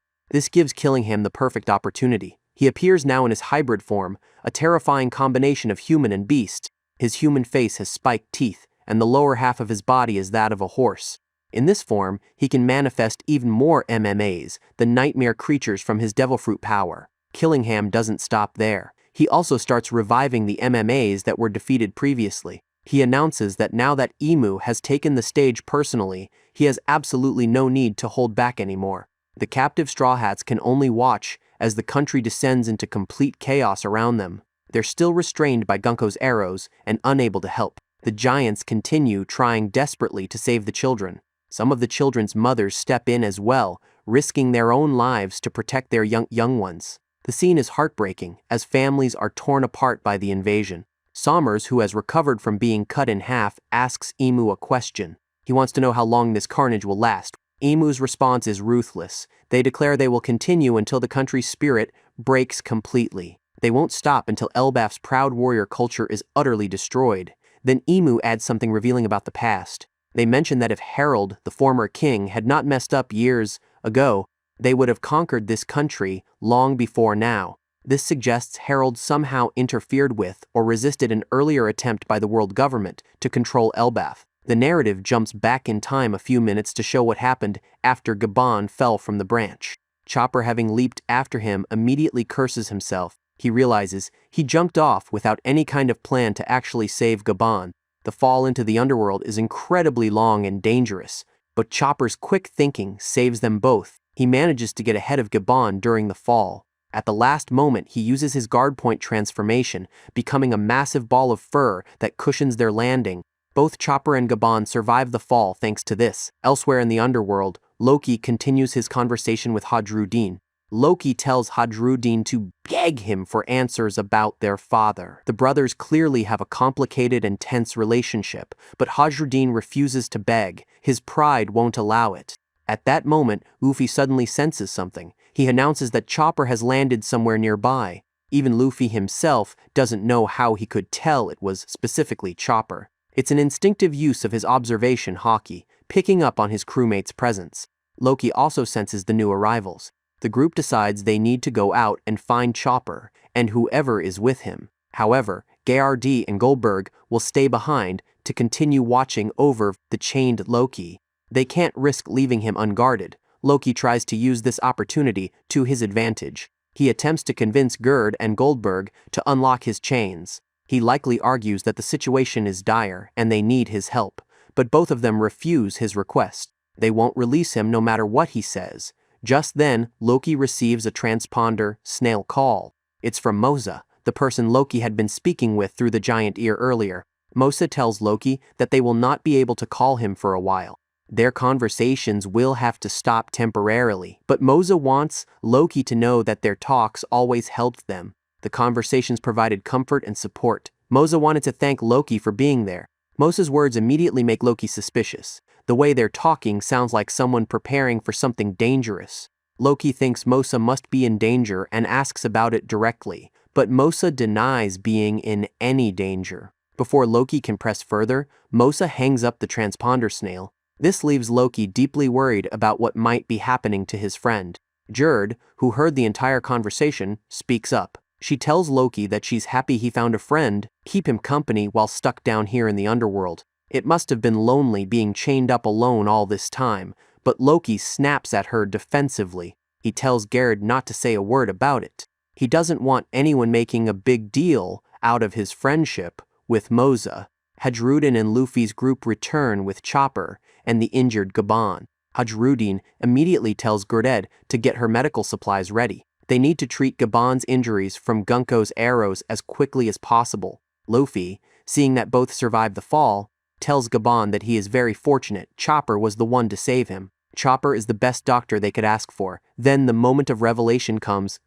Luffy is finally told Gaban's true identity. He learns that Gaban was a member of the legendary Roger Pirates. This information leaves Luffy completely stunned. His eyes widen in disbelief. The Giants provide more context about just how significant Gaban was. They explain that Gaban and Rayleigh were considered Roger's wings. While Rayleigh was the right hand, Gaban was the left hand of the Pirate King. The Giants add that Gaban was the third strongest member of the Roger Pirates, right after Roger himself and Rayleigh. This explanation helps Zoro understand something that had been bothering him. He finally comprehends how Gaban was so incredibly strong when they fought him earlier at the castle. That overwhelming power makes sense now. Luffy also connects another piece of the puzzle. He figures out that Gaban must definitely know Shanks. Since both were connected to Roger, their paths surely crossed. At this point, Gaban wakes up from his unconscious state. The first thing he does is retort to what was just said. He insists he considers himself the second strongest of the Roger Pirates, not third. Even injured and having just woken up, Gaban's pride won't let that comment slide. Chopper then informs everyone about what is currently happening in the Sun world above them. He explains the full scope of the crisis. Ekimu has possessed Gunko's body. The Knights of God are rampaging. Dory and Bragi have been turned into demons. The children are captive. The school and library are burning. The entire nation of Elbaf is under attack and in grave danger. As Chopper finishes his explanation, something happens that everyone can feel. The entire group senses an immense burst of haki from above. It's Emu's Supreme King haki reaching all the way down into the underworld. The pressure is overwhelming, even from this distance. The sheer magnitude of this haki is unlike anything most of them have felt before. Gaban's face shows deep worry. He understands what this level of power means. The situation on the surface must be even worse than they thought. Hadrudin immediately takes charge. He orders his crew, the new giant warrior pirates, to get back on the lift. They need to return to the Sun world as fast as possible. Their homeland needs them. There's no time to waste. Luffy, hearing this plan, is completely prepared to join in the counterattack. He's ready to rush up and fight. His crew needs him. The Giants need help. And now he knows someone as powerful as Emu is up there, causing destruction. Loki's prediction, meanwhile, Loki starts laughing. It's not a cheerful laugh, but rather one of grim understanding. He tells them that the immense haki they just felt changes everything. That level of power means they are going to have to set him free, after all.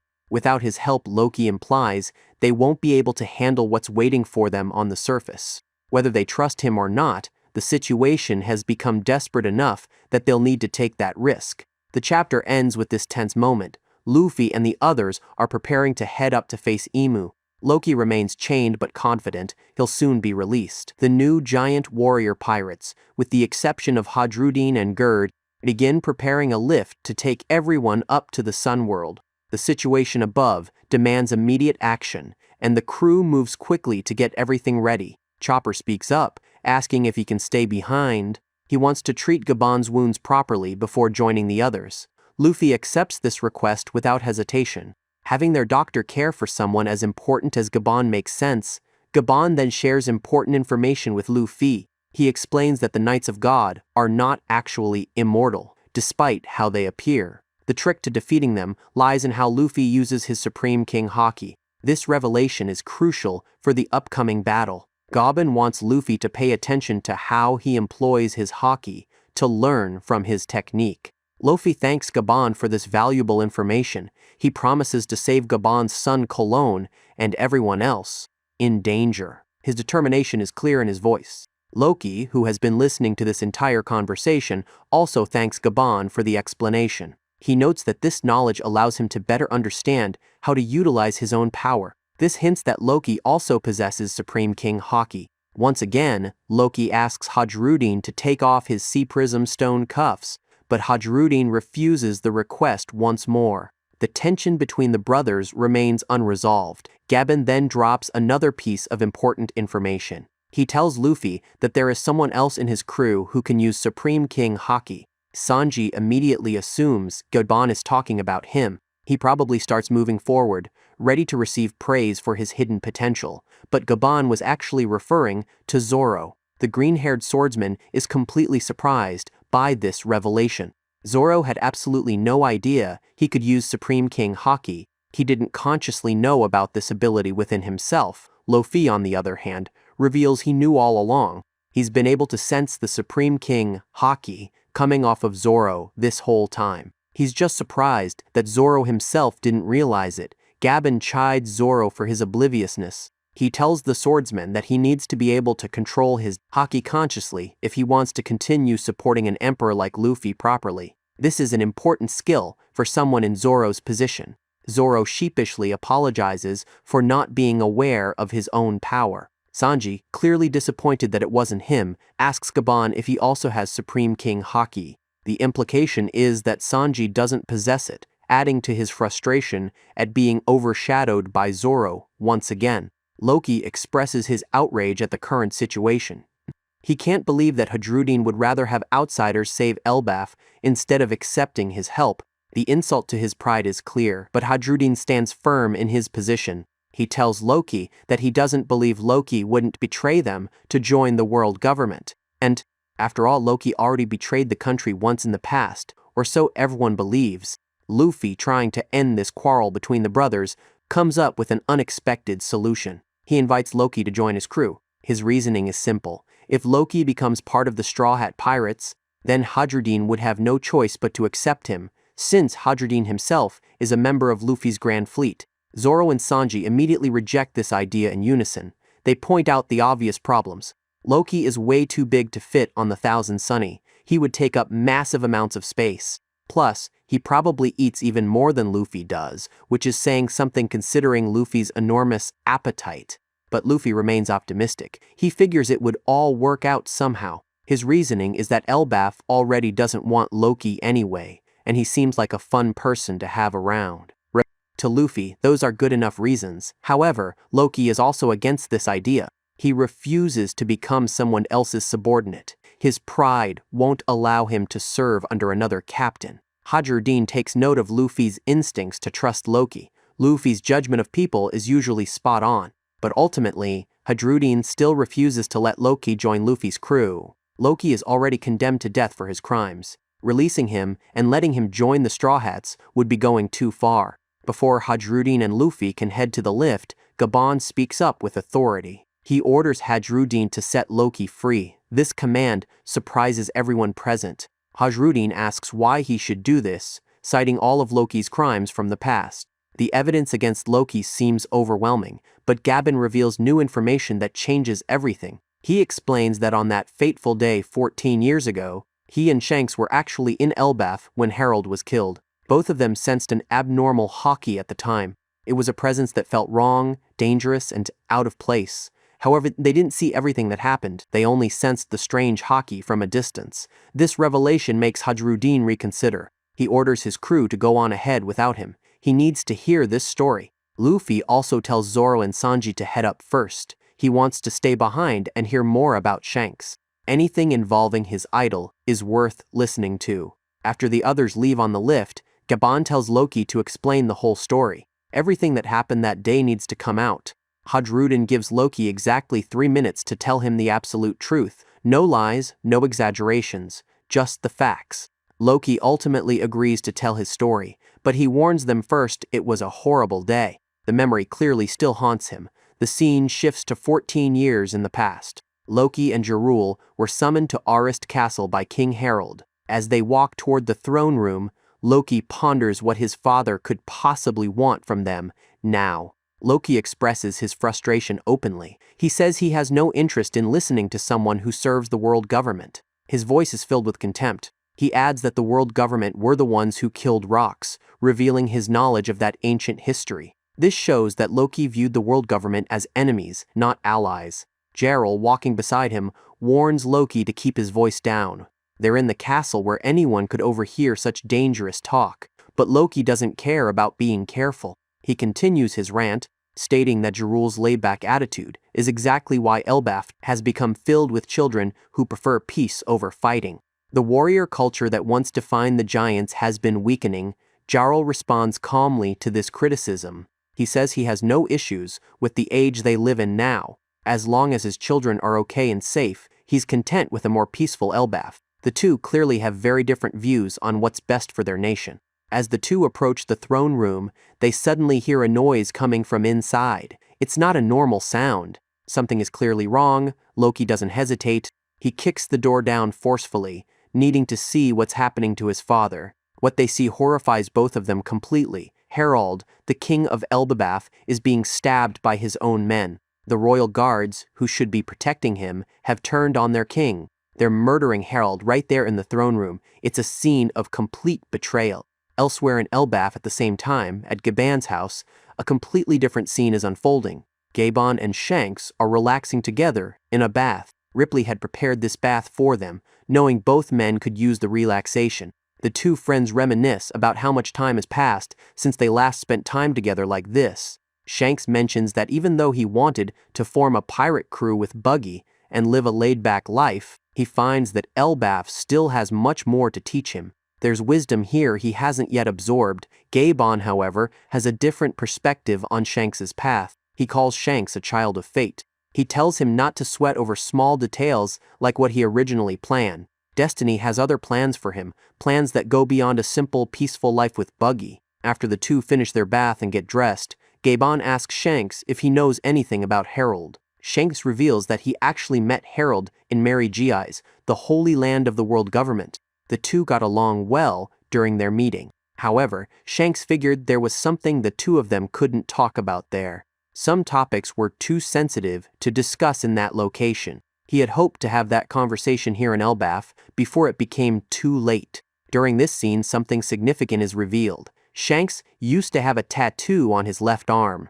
This is the same arm that would later be bitten off by the Lord of the Coast when he saved young Luffy in Chapter I. The tattoo resembles the symbol of the Knights of God. This raises many questions about Shanks's past and his connection to the world government's elite forces. Back at Orust Castle, as the massacre of Harald continues, a mysterious figure moves through the chaos. This person comes across something incredibly important: Elbaf's forbidden devil fruit. The fruit that the giants have kept locked away, the one that grants immense power. The identity of this figure isn't revealed, but their discovery of the fruit will have massive consequences. Another flashback begins, this one going even further back in time for the present day. This flashback exists to explain how Harald eventually became so beloved by his people, because he certainly didn't start that way. Back in those days, the giant warrior pirates were considered the most fearsome pirate crew in existence. Their reputation for destruction and violence preceded them everywhere. Alright guys, that was the full Elbaf explanation up to this point. The Elbaf arc is still currently going strong and is at its peak right now, with the God Valley incident unfolding. I'll be making a separate video covering God Valley since it hasn't finished yet. The whole God Valley incident is essentially Loki's backstory, so everything will be covered there, actively. Loki's past and the complete God Valley flashback. After that's done, I'll make another comprehensive video that will have the full explanation of Elbaf, including the entire Elbaf arc from the beginning, the God Valley flashback, and the aftermath. Basically, the complete arc all in one place. For that to happen, I need your support. Subscribe to the channel, hit that bell icon so you don't miss any updates, and drop a like on this video. It really helps the channel grow and lets me know you want more content like this. Until next time, have fun, and thanks for watching.